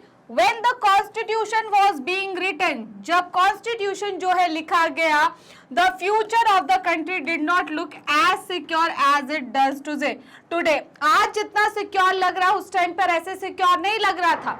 उस टाइम पर सिचुएशन कंप्लीटली डिफरेंट थी। The makers of the constitution had anxieties about the present and the future of the country. जो हमारे मेकर्स थे, जो हमारे संविधान के निर्माता थे, जितने भी लोग, उनका ये मानना था, वो वरीड थे, वो चिंता में थे कि किस तरीके से कैसा कॉन्स्टिट्यूशन बनाया जाए जो उस समय उस टाइम की डिमांड को भी पूरा करे, लेकिन फ्यूचर में जो लोग बच्चे आएंगे या हम लोग आगे जनरेशंस आएगी उनकी डिमांड्स के मतलब अकॉर्डिंग भी वो चले। तो वो किस तरीके से जो है वो किया जाएगा, बहुत ज्यादा परेशान थे वो लोग इस चीज को लेके। Much of the concepts had evolved during the freedom struggle. अगर हम बात करें उनकी जो थॉट थे ना, वो फ्रीडम स्ट्रगल के टाइम पर ही क्लियर थे कि उनको कैसा एक कॉन्स्टिट्यूशन चाहिए। There were sharp differences of opinion within the freedom struggle.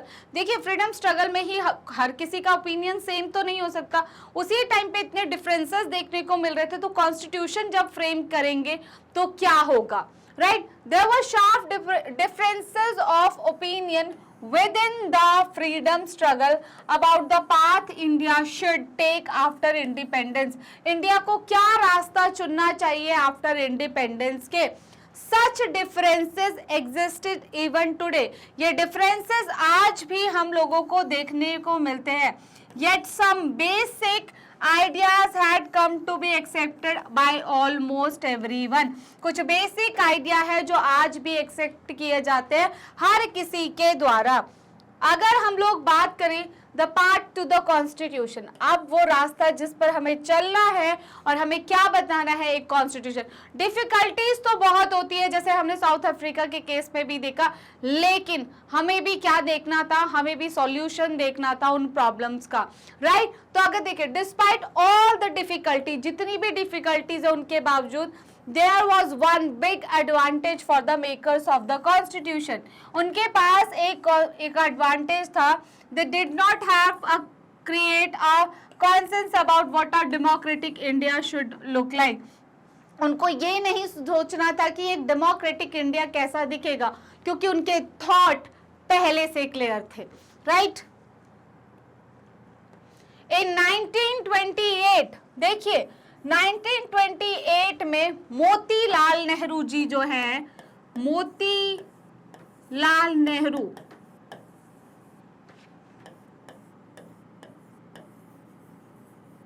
कब? 1928 में, right. And 8 other Congress leaders drafted a constitution for India. ठीक है, उन्होंने एक कॉन्स्टिट्यूशन बनाया in 1928। Motilal Nehru and 8 other Congress leader drafted a constitution for India. उन्होंने constitution बनाया किसके लिए? इंडिया के लिए। इन 1928 मोतीलाल नेहरू एंड 8 अदर जो है कौन, कांग्रेस के लीडर्स जो थे, उन्होंने मिलकर एक कॉन्स्टिट्यूशन बनाया फॉर इंडिया। उसके बाद देखें at the Karachi session of the Indian National Congress 1931, the leader decided how the constitution should look like. उन्होंने ये डिसाइड कर लिया था कि इंडिया का कॉन्स्टिट्यूशन किस तरीके का होगा. तो देखिए शुरुआत तो तब से हो गई थी. अगर हम देखें 1928 में हमने देखा Motilal Nehru and 8 other leaders ने मिलकर जो है कॉन्स्टिट्यूशन ड्राफ्ट किया इंडिया के लिए. उसके बाद जो कराची सेशन हुआ, हर साल 1885 में जो कांग्रेस बनी थी, 1885 में जब कांग्रेस बनी थी, 1885 से लेके हर साल जो है कांग्रेस का एक सेशन होता था किसी ना किसी एक जगह पर. तो 1931 तक आते आते 1931 का जो सेशन है कराची में हुआ, और उस कराची के सेशन में ये हमारे लीडर्स को पूरे तरीके से क्लियर था. उन लोगों का एक डिस्कशन था इस बात पे, and they know that time, वो जानते थे कि किस तरीके का कॉन्स्टिट्यूशन भारत को चाहिए. राइट हमें क्या अपने सिटीजन्स को राइट्स देने हैं, क्या नहीं देने हैं. Both these documents were committed to include. ये दोनों डॉक्यूमेंट्स जब 1931 में जब कराची सेशन में हो रहा था और मोतीलाल नेहरू के, कुछ बातें तो बिल्कुल क्लियर थी. राइट यूनिवर्सल एडल्ट फ्रेंचाइज, मतलब कि जितने भी लोग हैं, मेल फीमेल, जेंडर, रेस हो गया, कास्ट हो गया, किसी भी तरीके का कोई डिस्क्रिमिनेशन नहीं होगा. एक फिक्स एज रखी जाएगी, उसके अकॉर्डिंग जो भी उस एज को क्रॉस कर लेगा, उस एज ग्रुप में होगा, वो वोट कास्ट कर सकता है विदाउट एनी डिस्क्रिमिनेशन. किसी भी तरीके का डिस्क्रिमिनेशन नहीं होगा. मेन वुमेन, ठीक है, कोई कास्ट के बेसिस कोई डिस्क्रिमिनेशन हो गया, और 1 पर्सन 1 वोट होगा, ये उनके माइंड में बिल्कुल क्लियर था, जो कि एक अच्छी बात है ma'am. Protecting the right of minorities, जो माइनॉरिटीज है उनके राइट्स को प्रोटेक्ट करना भी उतना ही जरूरी है, ये भी उनको क्लियर था. जो माइनॉरिटी ग्रुप होंगे कंट्री में, उनको भी प्रोटेक्ट किया जाएगा पूरे तरीके से. Right to freedom and equality जो है वो दिया जाएगा. Right to freedom and equality, सब कानून की नजर में बराबर है, सबके पास freedom of association, expression, speech, सब कुछ जो है उस चीजों का ध्यान रखा जाएगा. ये सारी बातें जो है शुरू में ही क्लियर थी किसके, हमारे जो नेशनल लीडर्स थे उनके माइंड में. राइट देखिए और प्रोस क्या थे इसके. The familiarity with political institution of colonial era. हमें देखो फायदा क्या था कि जो हमारे कॉलोनियल इरा चल रहा था, मीन्स जब ब्रिटिशर्स का टाइम पीरियड चल रहा था, तो हम लोग जब उनकी लेजिस्लेचर थे, मीन्स जो उनकी पार्लियामेंट इंडिया में, वहाँ पे हम उनका पार्ट थे. कुछ हमारे लीडर्स जो थे उनका पार्ट थे, जिसका एडवांटेज हमें, वो कहते ना हमारे पास एक स्ट्रक्चर हो कि ये चीज़ कैसे चलती है, कैसे काम करती है, तो हम उनसे आइडिया ले सकते हैं. तो देखिए हमें पता था कि जो पॉलिटिकल इंस्टीट्यूशन है किसके, ब्रिटिशर्स के, वो किस तरीके के हैं. The British had introduce a feeble legislation, उन्होंने इंट्रोड्यूस किया था. The British era legislation like government of India act 1935 was largely followed in making of Indian constitution. आपको पता है गवर्नमेंट ऑफ इंडिया एक्ट 1935 की बहुत सारी चीज़ें, जो एक एक्ट आया था जिसमें इंडियन कॉन्स्टिट्यूशन से बहुत सारी जो है चेंजेस किए गए थे, लेजिस्लेशन किए गए थे इंडिया में, वो सारे जो है मैक्सिमम जो वहाँ से है हमने लिए हैं और हमारे कॉन्स्टिट्यूशन का उसको पार्ट बनाया है. किसका ma'am, government of India act 1935. अगर हम लोग बात करिए सोर्सेज ऑफ इंडियन कॉन्स्टिट्यूशन, देखिए हम इस बात में कहीं नहीं पीछे हटते ये बोलने में, हमारा जो कॉन्स्टिट्यूशन है ना, उसमें जहां से हमें जो बात जिस कंट्री की अच्छी लगी हमने वो ले ली. हमें साउथ अफ्रीका से कुछ अच्छा लगा हमने ले लिया, हमें अमेरिका के बिल ऑफ राइट अच्छे लगे हमने ले लिए, हमें फ्रांस का लिबर्टी, इक्वलिटी एंड फ्रेटर्निटी का आइडिया अच्छा लिखा हमें लिया. मतलब हम लोगों को इसमें कोई झिझक नहीं है, क्योंकि जहां से जो बेस्ट था हमने वो लिया और अब बहुत सोच समझ के अपने कॉन्स्टिट्यूशन में डाला. तो देखिए सोर्सेज ऑफ इंडियन कॉन्स्टिट्यूशन, सबसे पहले गवर्नमेंट ऑफ इंडिया एक्ट 1935 से कुछ बातें ली गई. गवर्नमेंट ऑफ इंडिया एक्ट 1935 से लिया गया. फ्रांस से हमने आइडियाज ऑफ फ्रेंच रेवोल्यूशन जो है, ideals of French revolution, liberty, equality and fraternity के जो थॉट है वो लिए. ब्रिटेन से कि कैसे पार्लियामेंट्री डेमोक्रेसी चलती है वो आइडिया हम लोगों ने लिया. यूएसए से द बिल ऑफ राइट, जैसे आज के टाइम में हम अपनी कंट्री में फंडामेंटल राइट्स बोलते हैं, और रशिया से हमने सोशलिज्म का जो थॉट है वो लिया। तो इस तरीके से और भी सारी कंट्रीज है, साउथ अफ्रीका से कुछ लिया, ऐसे करके हर कंट्री से जो हमें बेस्ट लगा वो हमारे सोर्सेज बने, right. The constituent assembly, very very important भाई, संविधान बनेगा तो कौन बनेगा, संविधान निर्माता बनाएंगे, लेकिन क्या ये कॉन्स्टिट्यूएंट असेंबली, जो कॉन्स्टिट्यूशन को जिस असेंबली ने बनाया, सिंपल टर्म में अभी देखें, वो कॉन्स्टिट्यूएंट असेंबली है। कॉन्स्टिट्यूएंट असेंबली की अगर एक बात ध्यान रखें तो हमारी कॉन्स्टिट्यूएंट असेंबली भी ऐसे नहीं है कि कोई भी जो है भाई नेशनल फ्रीडम में इन्होंने पार्ट किया तो वो आके जो है फ्रीडम स्ट्रगल का पार्ट, मतलब वहां पे कॉन्स्टिट्यूशन बनाने लगेंगे, नहीं। कॉन्स्टिट्यूशन असेंबली के लिए भी जो है इलेक्शन हुए थे जुलाई 1946 में, उसमें जो लोग पूरी कंट्री से इलेक्ट होकर आए थे वो हमारे कॉन्स्टिट्यूशन मेकर्स बने थे, मतलब इलेक्टेड मेंबर थे हमारी कॉन्स्टिट्यूएंट असेंबली के लिए भी, जो कि अपने में बहुत बड़ी बात है। Drafting of the constitution done by N assembly, constitution को ड्राफ्ट करने का काम जो है वो एक असेंबली के द्वारा किया गया मैम, ऑफ इलेक्टेड रिप्रेजेंटेटिव, जिसमें कैसे थे, इलेक्टेड रिप्रेजेंटेटिव आए थे all across the country, called the constituent assembly हम उसे बोलते हैं, right. Election to constituent assembly held, कब हुए थे इलेक्शन, जुलाई 1946 में, जुलाई 1946 में कॉन्स्टिट्यूएंट असेंबली जो है, जो इलेक्शन बनाने के लिए आई, उसके लिए इलेक्शन हुए। Soon after the country was divided into India and Pakistan, और उसी के तुरंत बाद जो है इंडिया एंड पाकिस्तान में डिवाइड हो गई थी, तो उसके बाद जो है वो पार्टीशन जब हुआ तो कुछ लोग जो है इलेक्टेड असेंबली के कहाँ गए, पाकिस्तान में, और कुछ कहाँ थे, इंडिया में थे। अब इंडिया वाले क्या फ्रेम करेंगे, हमारे लिए एक संविधान बनाएंगे, राइट।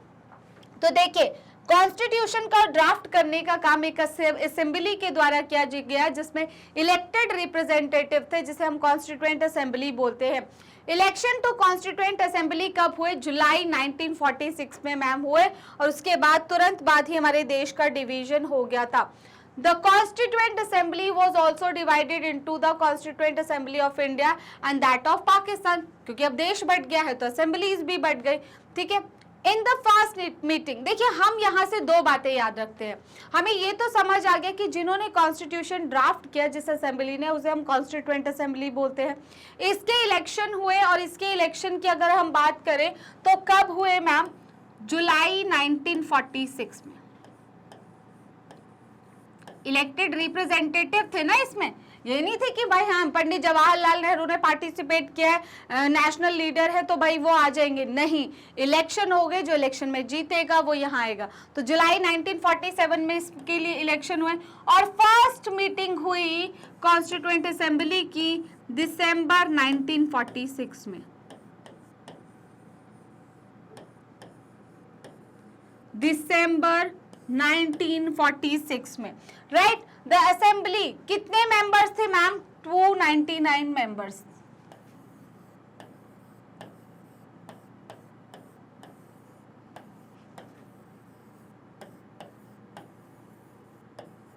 राइट। तो अगर हम देखें जुलाई 1946 में क्या हुआ मैम, इनके लिए इलेक्टेड मतलब रिप्रेजेंटेटिव जो इलेक्ट होकर आए असेंबली के लिए, उनके लिए इलेक्शंस हुए। दिसंबर 1946 में क्या हुआ मैम, फर्स्ट मीटिंग हुआ, और 299 मेंबर्स अब हमारे पास है, क्योंकि पार्टीशन हो गया था, कुछ मेंबर्स जो है वो कॉन्स्टिट्यूएंट असेंबली ऑफ पाकिस्तान में चले गए थे, राइट। उसके बाद अगर देखें, द असेंबली अडॉप्टेड, कॉन्स्टिट्यूशन को अडॉप्ट कब किया गया, 26 ऑफ नवंबर, 26 ऑफ नवंबर 1949, जिसको हम नेशनल कॉन्स्टिट्यूशन डे के रूप में भी मनाते हैं, 26 ऑफ नवंबर 1949। अगर बात करें, but it came into effect 26 of January 1950।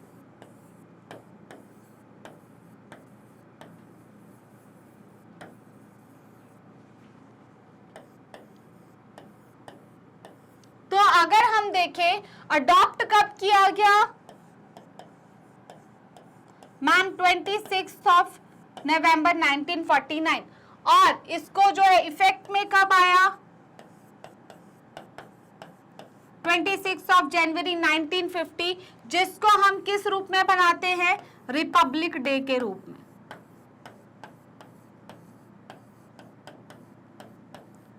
Ma'am अगर ये इस डेट को बन गया था, नेशनल कॉन्स्टिट्यूशन डे वाले दिन ये बन चुका था, जिसको हम तो हमने 26 जनवरी का वेट क्यों किया?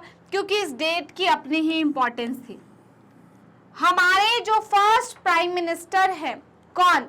पंडित जवाहरलाल नेहरू। उन्होंने रावी नदी के तट पर जो है झंडा फहराया था for the very first time इस डेट को, 26 जनवरी को, पहले 1930 में। और उन्होंने ये कहा था, पूर्ण स्वराज की घोषणा की थी। क्या? कि इंडिया जो है पूर्ण, कंप्लीटली इंडिपेंडेंट है। फर्स्ट टाइम ये वर्ड इस डेट को यूज किया गया था। इस डेट की इंपॉर्टेंस को रिस्पेक्ट करने के लिए हमने 26 ऑफ जनवरी तक का वेट किया। ठीक है, इस दिन जो है हमारे जो पंडित जवाहरलाल नेहरू है, उन्होंने पूर्ण स्वराज की घोषणा की थी और रावी नदी के तट पर अपने झंडे को भी फहराया था for the very first time. तो 26 जनवरी की डेट की इंपॉर्टेंस को समझते हुए हमने थोड़ा वेट किया और हमने उसको एज अ रिपब्लिक डे के रूप में मनाना स्टार्ट किया। To mark this day we celebrate January 26 as Republic Day। और 26 नवंबर को क्या बनाते हैं? National constitution day. चलिए, why should we accept the constitution made by this assembly more than 6 decades ago? भाई 60-70 साल पहले इन्होंने कॉन्स्टिट्यूशन बनाया, आज भी हम इस पे क्यों विश्वास करते हैं? राइट, द कॉन्स्टिट्यूशन में हम इसलिए, देखिए इतने सालों पहले इन्होंने एक कॉन्स्टिट्यूशन हमें बना के दिया और आज भी हम इस पे पूरे तरीके से ट्रस्ट करते हैं, क्योंकि हमने अभी क्या पढ़ा, इसमें कोई भी ऐसा नहीं था, सब इलेक्टेड मेंबर्स थे। दूसरी बात थी कि कोई भी डिसीजन एकदम से नहीं लिया जाता था, हर डिसीजन बहुत सारे डिबेट्स के साथ गया है। 2 साल 11 महीने और 18 दिन पूरे अप्रॉक्सीमेटली 3 साल का जो है टाइम पीरियड लगा। और एग्जैक्ट मैंने आपको बताया 2 साल 11 महीने और 18 दिन का टाइम लगा हमारे कॉन्स्टिट्यूशन को फ्रेम करने में। और इसमें इन 2 साल 11 महीने और 18 दिन में 114 मीटिंग्स हुई, 2000 से ज्यादा अमेंडमेंट्स हुए। इवन कोई भी एक वर्ड भी बोलता था तो उसको लिखा जाता था। अच्छा, ये वो मतलब कुछ भी डिबेट होता था, एक एक वर्ड को टाइप किया जाता था। और बाद में जब देखा गया तो 12 वॉल्यूम की जो है किताबें बाहर आई। 12 वॉल्यूम्स आए इतने भारी भरकम से जब प्रिंट होके, और उसको सम अप करके जो एक कॉन्स्टिट्यूशन हमें दिया गया। तो सोचो कितनी सोच समझ के बनाया होगा, तो हम उसे क्वेश्चन क्यों करें? राइट। और दूसरी एक खूबसूरत बात, जरूरी नहीं है, हमारे कॉन्स्टिट्यूशन मेकर ने इस बात का भी ध्यान रखा, उसको ऐसा नहीं बताया बिल्कुल जो है यही है, नहीं, बहुत फ्लेक्सिबल भी है कुछ चीजों में, हर चीज में नहीं थी। बेसिक स्ट्रक्चर हम चेंज नहीं कर सकते, कुछ चीजों में है कि अगर टाइम के अकॉर्डिंग, हाँ उनको भी पता था कि चेंजेस होंगे, सोसाइटी बदलेगी, चॉइसेस बदलेगी, चेंजेस आएंगे, तो चेंजेस के लिए अमेंडमेंट्स हैं। जैसे जैसे लगेगा कि संविधान में कोई बदलाव होना चाहिए तो वो अमेंडमेंट भी किए जाते हैं टाइम के अकॉर्डिंग, कुछ भी फिक्स नहीं है, उस चीज का भी पूरे तरीके से रिस्पेक्ट कर दिया। ये नहीं है कि ये रूल्स है तो यही रूल्स रहेंगे, नहीं, चेंजेस भी हो सकते हैं। देखिए, the constitution does not reflect the views of its member alone, सिर्फ उसमें उसके मेंबर्स के व्यू नहीं है, but expresses a broad consensus of its time, उस टाइम का पूरा ही एक नजरिया हमें देखने को मिलता है। The constituent assembly represented the people of India, क्योंकि वो जो लोग हैं वो खुद से नहीं आए हैं, कोई हमारे नेशनल लीडर नहीं है कि हाँ भाई हमारे देश की लड़ाई में लड़े हैं तो हम इनको जो है कॉन्स्टिट्यूएंट, नहीं, वो सब इलेक्ट होकर आए थे, उनको हम लोगों ने चुन के भेजा था। There was no universal adult franchise at that time, उस टाइम पे किसी भी तरीके से ये सब नहीं था।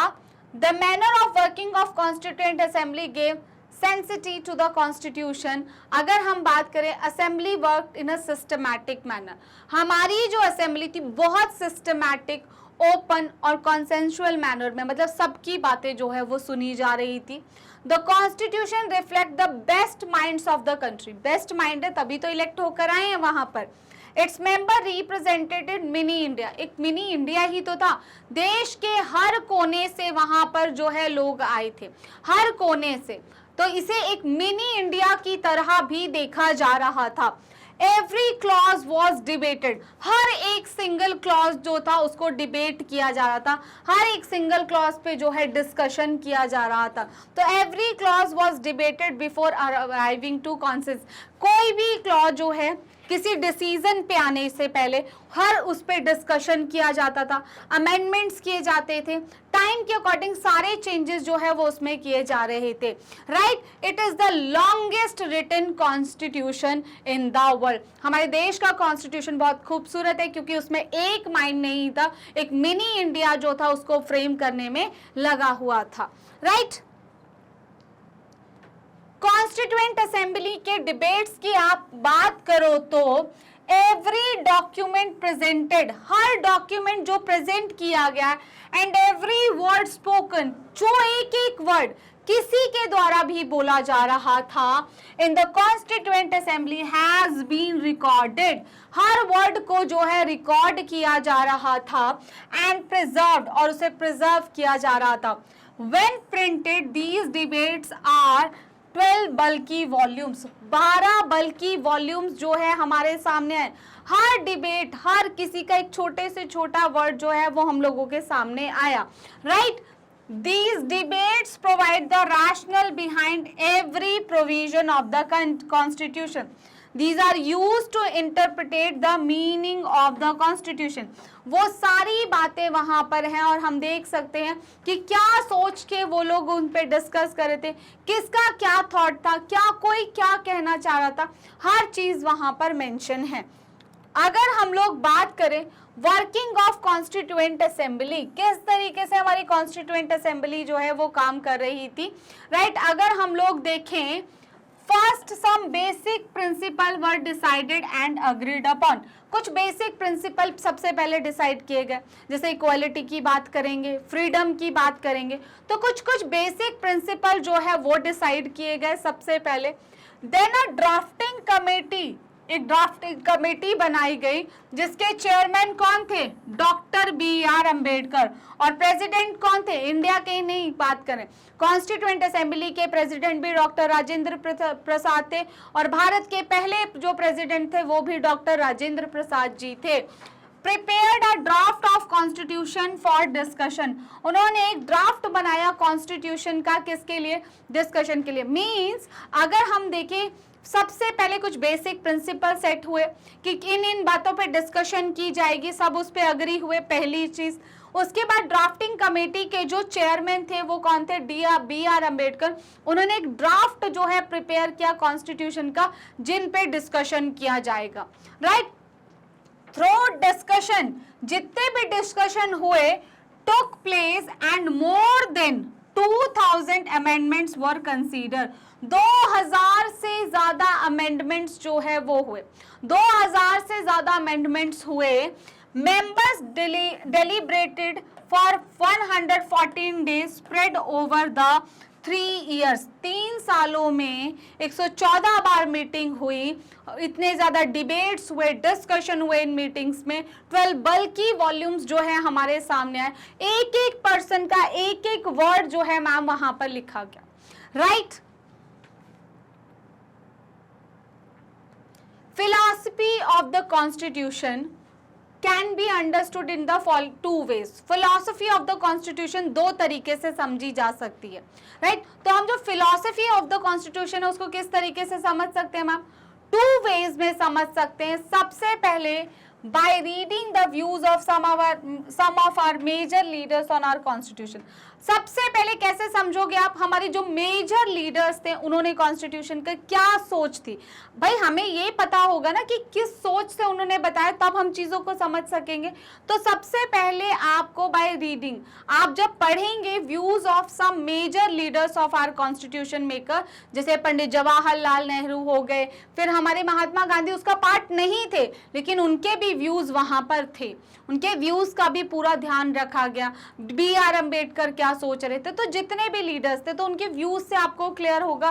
दूसरा, by reading the constitution philosophy, constitutional philosophy, और वो क्या है? प्रीएम्बल ऑफ द कॉन्स्टिट्यूशन, जिसे हम soul of the Indian constitution भी बोलते हैं, soul of the Indian constitution भी बोलते हैं, identity card of the Indian constitution भी बोलते हैं।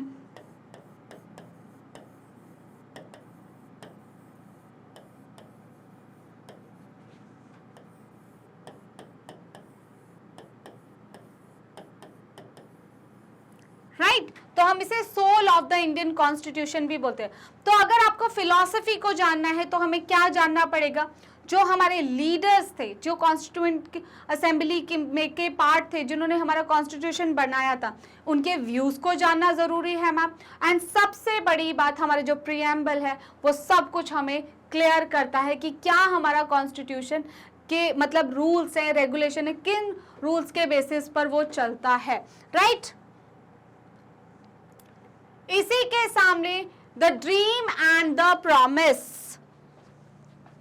In his magazine young India, young India किसकी मैगजीन है? महात्मा गांधी की।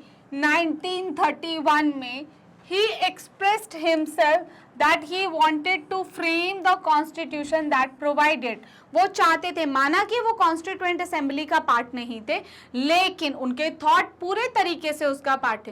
तो 1931 में जो उनकी जो मैगजीन है यंग इंडिया, वहां पे जो है उन्होंने एक्सप्रेस किया खुद को कि वो किस तरीके का कॉन्स्टिट्यूशन चाहते कि जिसमें क्या क्या प्रोवाइड किया जाए। मैंने बोला ना, आपको हमारी जो इंडियन कॉन्स्टिट्यूशन की फिलॉसफी कब समझ आएगी? जब उसमें जिन लीडर्स के थॉट इन्वॉल्व हैं आप उसको समझेंगे। तो महात्मा गांधी क्या चाहते थे? वो उसका पार्ट तो नहीं थे, मैं बार बार बोल रही हूँ, लेकिन उनके थॉट वहां पर जरूर थे। एलिमिनेशन ऑफ इनइक्वालिटी, किसी भी तरीके की इनइक्वालिटी नहीं होनी चाहिए, अनटचेबिलिटी नहीं होनी चाहिए किसी के साथ, बिल्कुल ही गलत है। पहले बहुत ज्यादा डिस्क्रिमिनेशन हुआ जाता था, लोअर कास्ट वालों को बिल्कुल टेम्पल्स में नहीं जाने दिया जाता था, पानी नहीं बने दिया जाता था, जो कि बहुत ज्यादा गलत था। तो वो चाहते थे कि किसी भी तरीके की इनइक्वालिटी नहीं होनी चाहिए, कोई भेदभाव नहीं होना चाहिए, अनटचेबिलिटी नहीं होनी चाहिए, prohibition of drinks and drugs, किसी भी तरीके के ड्रिंक्स एंड ड्रग्स नहीं लेने हैं, equal rights for women, women को भी इक्वल राइट होने चाहिए, इस बात का ध्यान रखना है। Right, equal rights for women होने चाहिए, हार्मनी अमंग कंट्रीमैन, जितने भी लोग हैं वो मिलजुल कर रहे देश के। ये थॉट थे किसके? हमारे महात्मा गांधी के। उनकी यंग इंडिया मैगजीन में उन्होंने एक्सप्रेस किया था कि किस तरीके का भारत का संविधान होना चाहिए। वो चाहते थे एक सोसाइटी जिसमें किसी भी तरीके का डिस्क्रिमिनेशन ना हो, वुमेन को भी इक्वल राइट्स मिले, और हमारे जो देश के लोग हैं वो सब मिलजुल करे, किसी तरीके का अनटचेबिलिटी नहीं होनी चाहिए, इनइक्वालिटी एग्जिस्ट नहीं करनी चाहिए सोसाइटी में। उसके बाद doctor B R Ambedkar, doctor B R Ambedkar के थॉट क्या कहते हैं? Played a key role in the making of the constitution. B R Ambedkar का एक बहुत इंपॉर्टेंट रोल था कॉन्स्टिट्यूशन मेकिंग में, but he had a different understanding, उनकी एक डिफरेंट अंडरस्टैंडिंग थी of how inequalities could be removed, किस तरीके से इनइक्वालिटीज को जो है रिमूव किया जाना चाहिए। He often bitterly criticized Mahatma Gandhi and his vision। देखिए, हर किसी का अपना ओपिनियन होता है। बी आर अम्बेडकर के व्यूज जो है महात्मा गांधी से नहीं मिलते थे। इन हिज कंक्लूडिंग स्पीच, जब उन्होंने, क्योंकि भाई वो चेयरमैन थे किसके? हमारी ड्राफ्टिंग कमेटी के, to the constituent assembly, he stated his anxiety very clearly, उन्होंने अपनी चिंता पूरे तरीके से जाहिर की।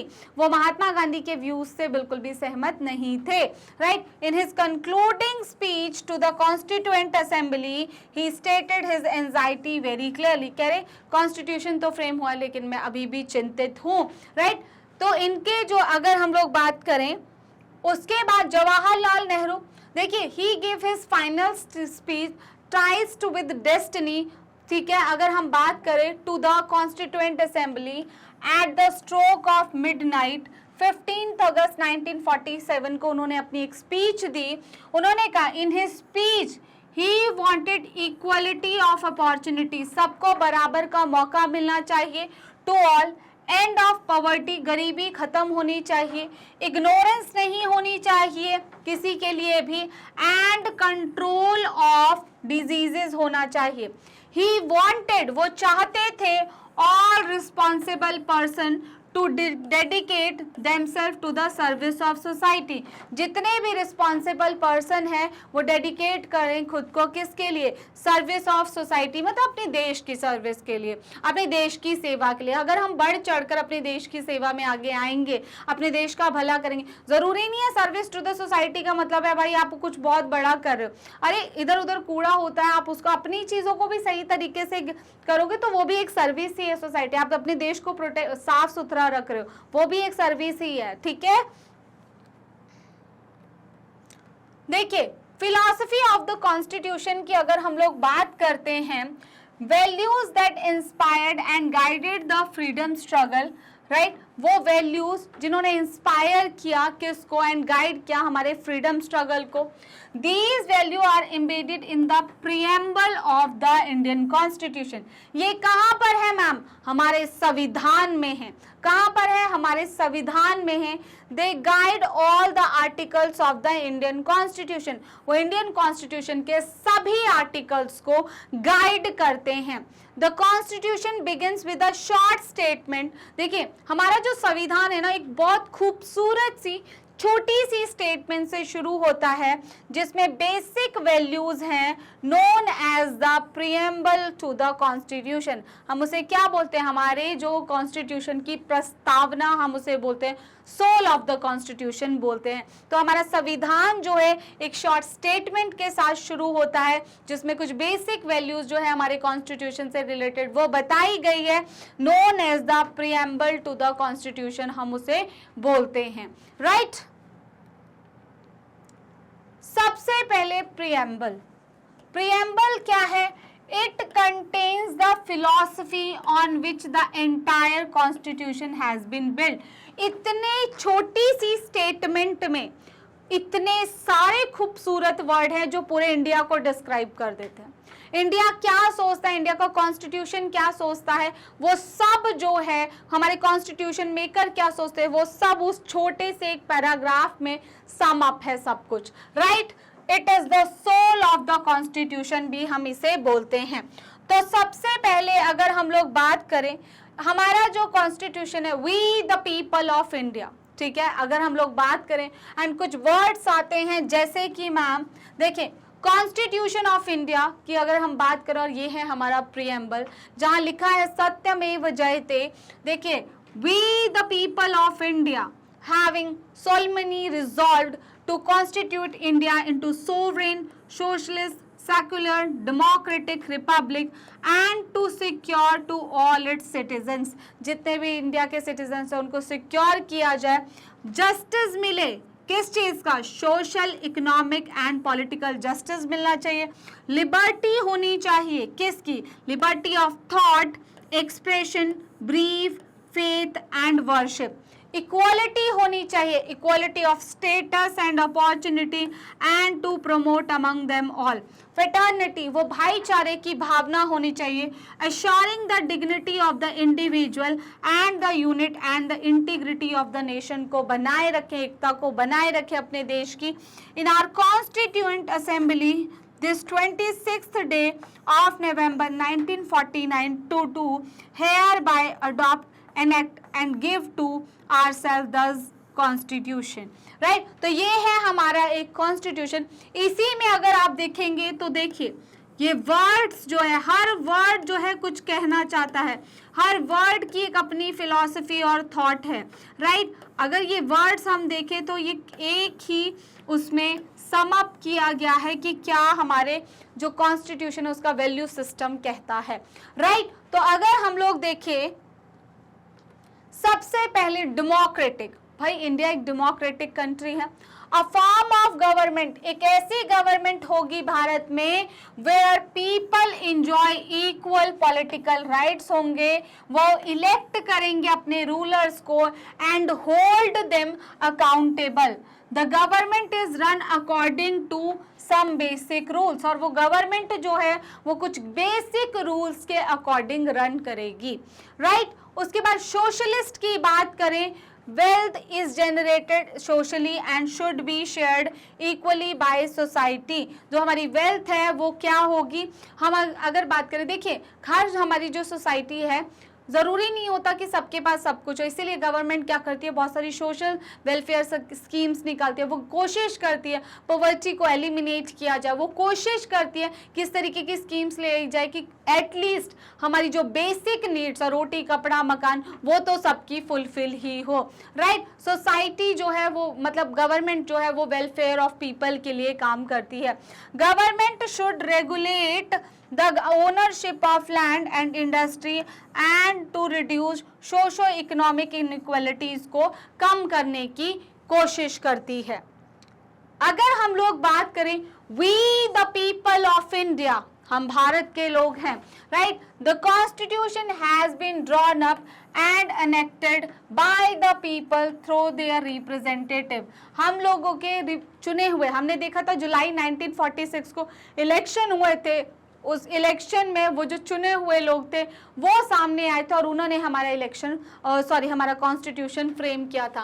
And not handed down to them by a king or outside power, हमें किसी बाहर वाले ने नहीं दिया, हमने खुद उन लोगों को चुना और उन्होंने हमारे लिए एक अच्छा, एक सबसे बेहतरीन जो है कॉन्स्टिट्यूशन बनाया है। रिपब्लिक का मतलब क्या होता है कि जो हेड ऑफ द स्टेट होते हैं वो इलेक्टेड होते हैं। The head of the state जो है is an elected person and not a hereditary position. ये नहीं है कि कोई हेरिडिटरी है कि उनका बेटा वो आगे बनेगा और आगे नहीं, ऐसा नहीं है। हेड ऑफ द स्टेट जो है वो इलेक्टेड पर्सन होगा, वो भी चुनकर ही आएंगे। उसके बाद अगर बात करें, वेरी इंपॉर्टेंट, इंडिया एक सेक्युलर कंट्री है, मतलब state has no official religion।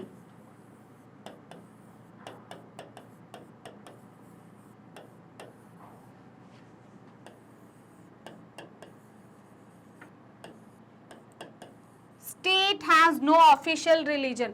हमने, हमारी कंट्री जो है एक धर्मनिरपेक्ष कंट्री है, हमारी कंट्री का अपना कोई रिलीजन नहीं है, हम सभी रिलीजन को इक्वली रिस्पेक्ट करते हैं।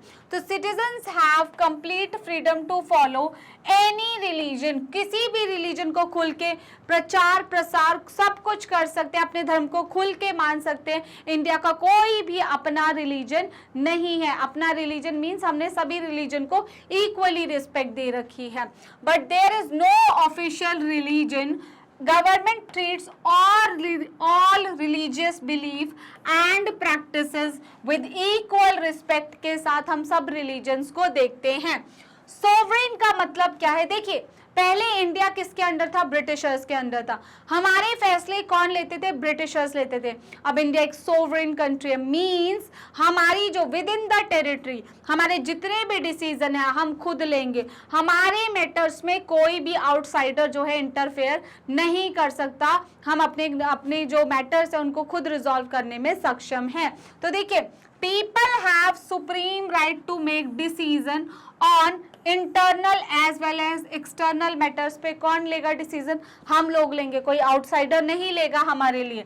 No external power can dictate the government of India, कोई भी एक्सटर्नल पावर जो है वो इंडिया के जो है डिक्टेट नहीं कर सकती। उसके बाद अगर हम बात करें इक्वालिटी की बात की जाती है, किस तरीके की equality, all are equal, no one is above the law, सब बराबर हैं यहाँ पर। All are equal before the law. The traditional social and inequalities have to be ended होनी चाहिए, जितनी भी inequalities है वो नहीं होनी चाहिए। The government should ensure equal opportunity for all, सबको बराबर का मौका मिलना चाहिए। उसके बाद जस्टिस की बात की जा रही है। नो डिस्क्रिमिनेशन, किसी भी तरीके का डिस्क्रिमिनेशन नहीं होना चाहिए on ground of caste, religion and gender के बेसिस पे। Social inequalities have to be reduce, social inequalities को रिड्यूस करना चाहिए। Government should work for the welfare of all specially of the disadvantages group, government को make sure करना चाहिए कि वो सबके भले के लिए, सबके जस्टिस के लिए, वेलफेयर के लिए काम करे, किसी के साथ भी किसी भी तरीके का भेदभाव ना हो। उसके बाद फटर्निटी की हम लोग बात करने हैं। All of us should behave as if we are the member of the same family, सब लोग जो हैं ये ऐसा बोलते हैं कि जैसे कि हम एक ही मतलब फैमिली के मेंबर हैं। भाई हम इंडिया, हम तो वसुदेव कुटुंबकम वाले, हम तो पूरी दुनिया को अपना मानते हैं, तो अब अगर अपने देश के लोगों को अपना क्यों नहीं मानेंगे। हम बिलीव करते हैं यूनिटी में, हम बिलीव करते हैं भाईचारे की भावना में। No one should treat as a fellow citizen inferior, कोई भी अपने फेलो सिटीजन को हम इंफीरियर नहीं देख सकते, हम सब एक हैं, right. Liberty, there are no unreasonable restriction, कोई भी बिना बात की रिस्ट्रिक्शन नहीं है ऑन द सिटीजन्स, नागरिकों पे, इन व्हाट दे थिंक, क्या वो सोचते हैं, how they wish to express their thoughts and the way they wish to follow up their thought in action, जिस तरीके से भी वो सोचते हैं अपने एक्शंस को फॉलो कर सकते हैं, राइट। कोई भी मतलब हमें पूर्णतः आज़ादी है लेकिन कुछ गलत करने की, हमारे पास एक liberty of thought and expression है, ठीक है, लेकिन ये नहीं है कि हम कुछ भी गलत एक्सप्रेस करें, राइट। इंस्टीट्यूशनल डिजाइन की अगर हम लोग बात करते हैं, a constitution is not merely a statement of values, सिर्फ ये वैल्यूज ही नहीं है and philosophy, it is mainly about embodying these values into institutional arrangements में भी वो हमें दिखना चाहिए। देखिए हमारे जितने भी इंस्टीट्यूशन है, हमारा पार्लियामेंट हो गया, राइट, हमारा लेजिस्लेचर, एग्जीक्यूटिव, जुडिशरी को ही ले लेते हैं, ये सब किससे बंधे हुए हैं, ये कॉन्स्टिट्यूशन से बंधे हुए हैं।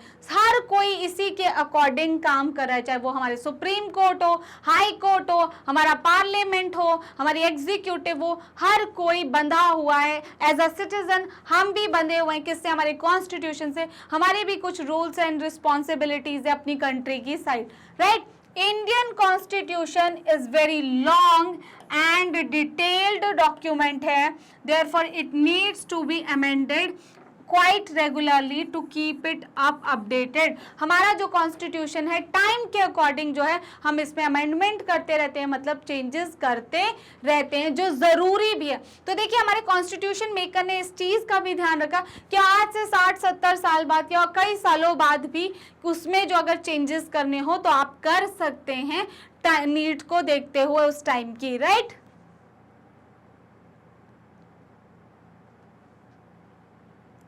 The Indian Constitution lay down procedure for choosing the leaders.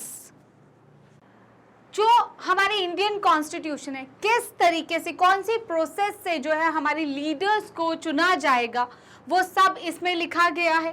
कौन से प्रोसेस से प्राइम मिनिस्टर के इलेक्शन होंगे, राइट, लोकसभा, राज्यसभा के इलेक्शन कैसे होंगे, राइट, स्टेट एग्जीक्यूटिव के लिए किस तरीके से इलेक्शंस होंगे, राइट। तो वो सारी बातें कहाँ हैं, हमारे कॉन्स्टिट्यूशन में, वो सारे रूल्स रेगुलेशन, वो सारे प्रोसीजर्स जो है हमारे कॉन्स्टिट्यूशन में है। It defines Who will have how much power to take which decision, किसके पास कितनी पावर है, प्राइम मिनिस्टर के पास कितनी पावर है, प्रेसिडेंट के पास कितनी पावर है, एक स्टेट के गवर्नर के पास कितनी पावर है, एक एमएलए के पास कितनी पावर है, सब कुछ जो है पूरा वहां पर लिखा गया है। Put limits, ये लिमिट्स लगाता है to what the government can do by providing some rights to the citizen that can not be violated. ये कुछ लिमिट्स जो है लगाता है लोगों पर, किस चीज के लिए, limit what the government can do by providing some right, किस तरीके से गवर्नमेंट जो है वो सम राइट जो है प्रोवाइड कर सकती है सिटीजन को, that can not be violated, जिनको हमसे कोई नहीं छीन सकता है। तो उन पर भी जो ध्यान रखा जाता है, वो सारी बातों का ध्यान कहाँ रखा गया, हमारे कॉन्स्टिट्यूशन में। हमें ये समझ आया कि कॉन्स्टिट्यूशन बहुत ज़रूरी है। ये एक बेसिक रूल्स है कंट्री में, जहाँ पे जो है लोग जिससे बंधे होते हैं, कैसे कंट्री की गवर्नमेंट जो है काम करती है, कैसे जो है वहाँ के जो सिटीजन्स हैं उनके पास कैसे कौन से बेसिक रूल होते हैं, वो सारी बातें हमें कहाँ देखने को मिलती है, हमारे कॉन्स्टिट्यूशन में। हमारी गवर्नमेंट बॉडीज किस तरीके से काम करती है, हमारे जो रूलर्स है वो किस तरीके से काम करते हैं, किसकी कितनी पावर्स होती है, वो सब कुछ वेल डिफाइंड है किसमें है, हमारे कॉन्स्टिट्यूशन में। तो ये था हमारा चैप्टर कौन सा, कॉन्स्टिट्यूशनल डिजाइन। इसी के साथ हमारी ये वीडियो खत्म होती है। आप हमारी वीडियोस को देख सकते हैं यूट्यूब पर एंड हमारी ऑफिशियल वेबसाइट www.magnetbrains.com पर। आप हमें फॉलो कर सकते हैं YouTube, Facebook, Instagram, Twitter, Telegram and WhatsApp पर। हमारे पास e notes and e books की फैसिलिटी अवेलेबल है, जिसका लिंक नीचे डिस्क्रिप्शन बॉक्स में है। टॉप कोर्सेज की बात करें, CBSE board, Delhi board, Bihar, UP, MP और राजस्थान बोर्ड की क्लासेस हमारे पास है। वैदिक मैथ्स की क्लासेस भी हैं, क्रैश कोर्स भी कराए जाते हैं और स्पोकन इंग्लिश की क्लासेस भी हैं हमारे पास। हम डील करते हैं इंग्लिश और हिंदी दोनों मीडियम के साथ। With this end of today's session, I hope you like this video. Don't forget to hit the like, share and subscribe button. See you all next time. Have a nice day.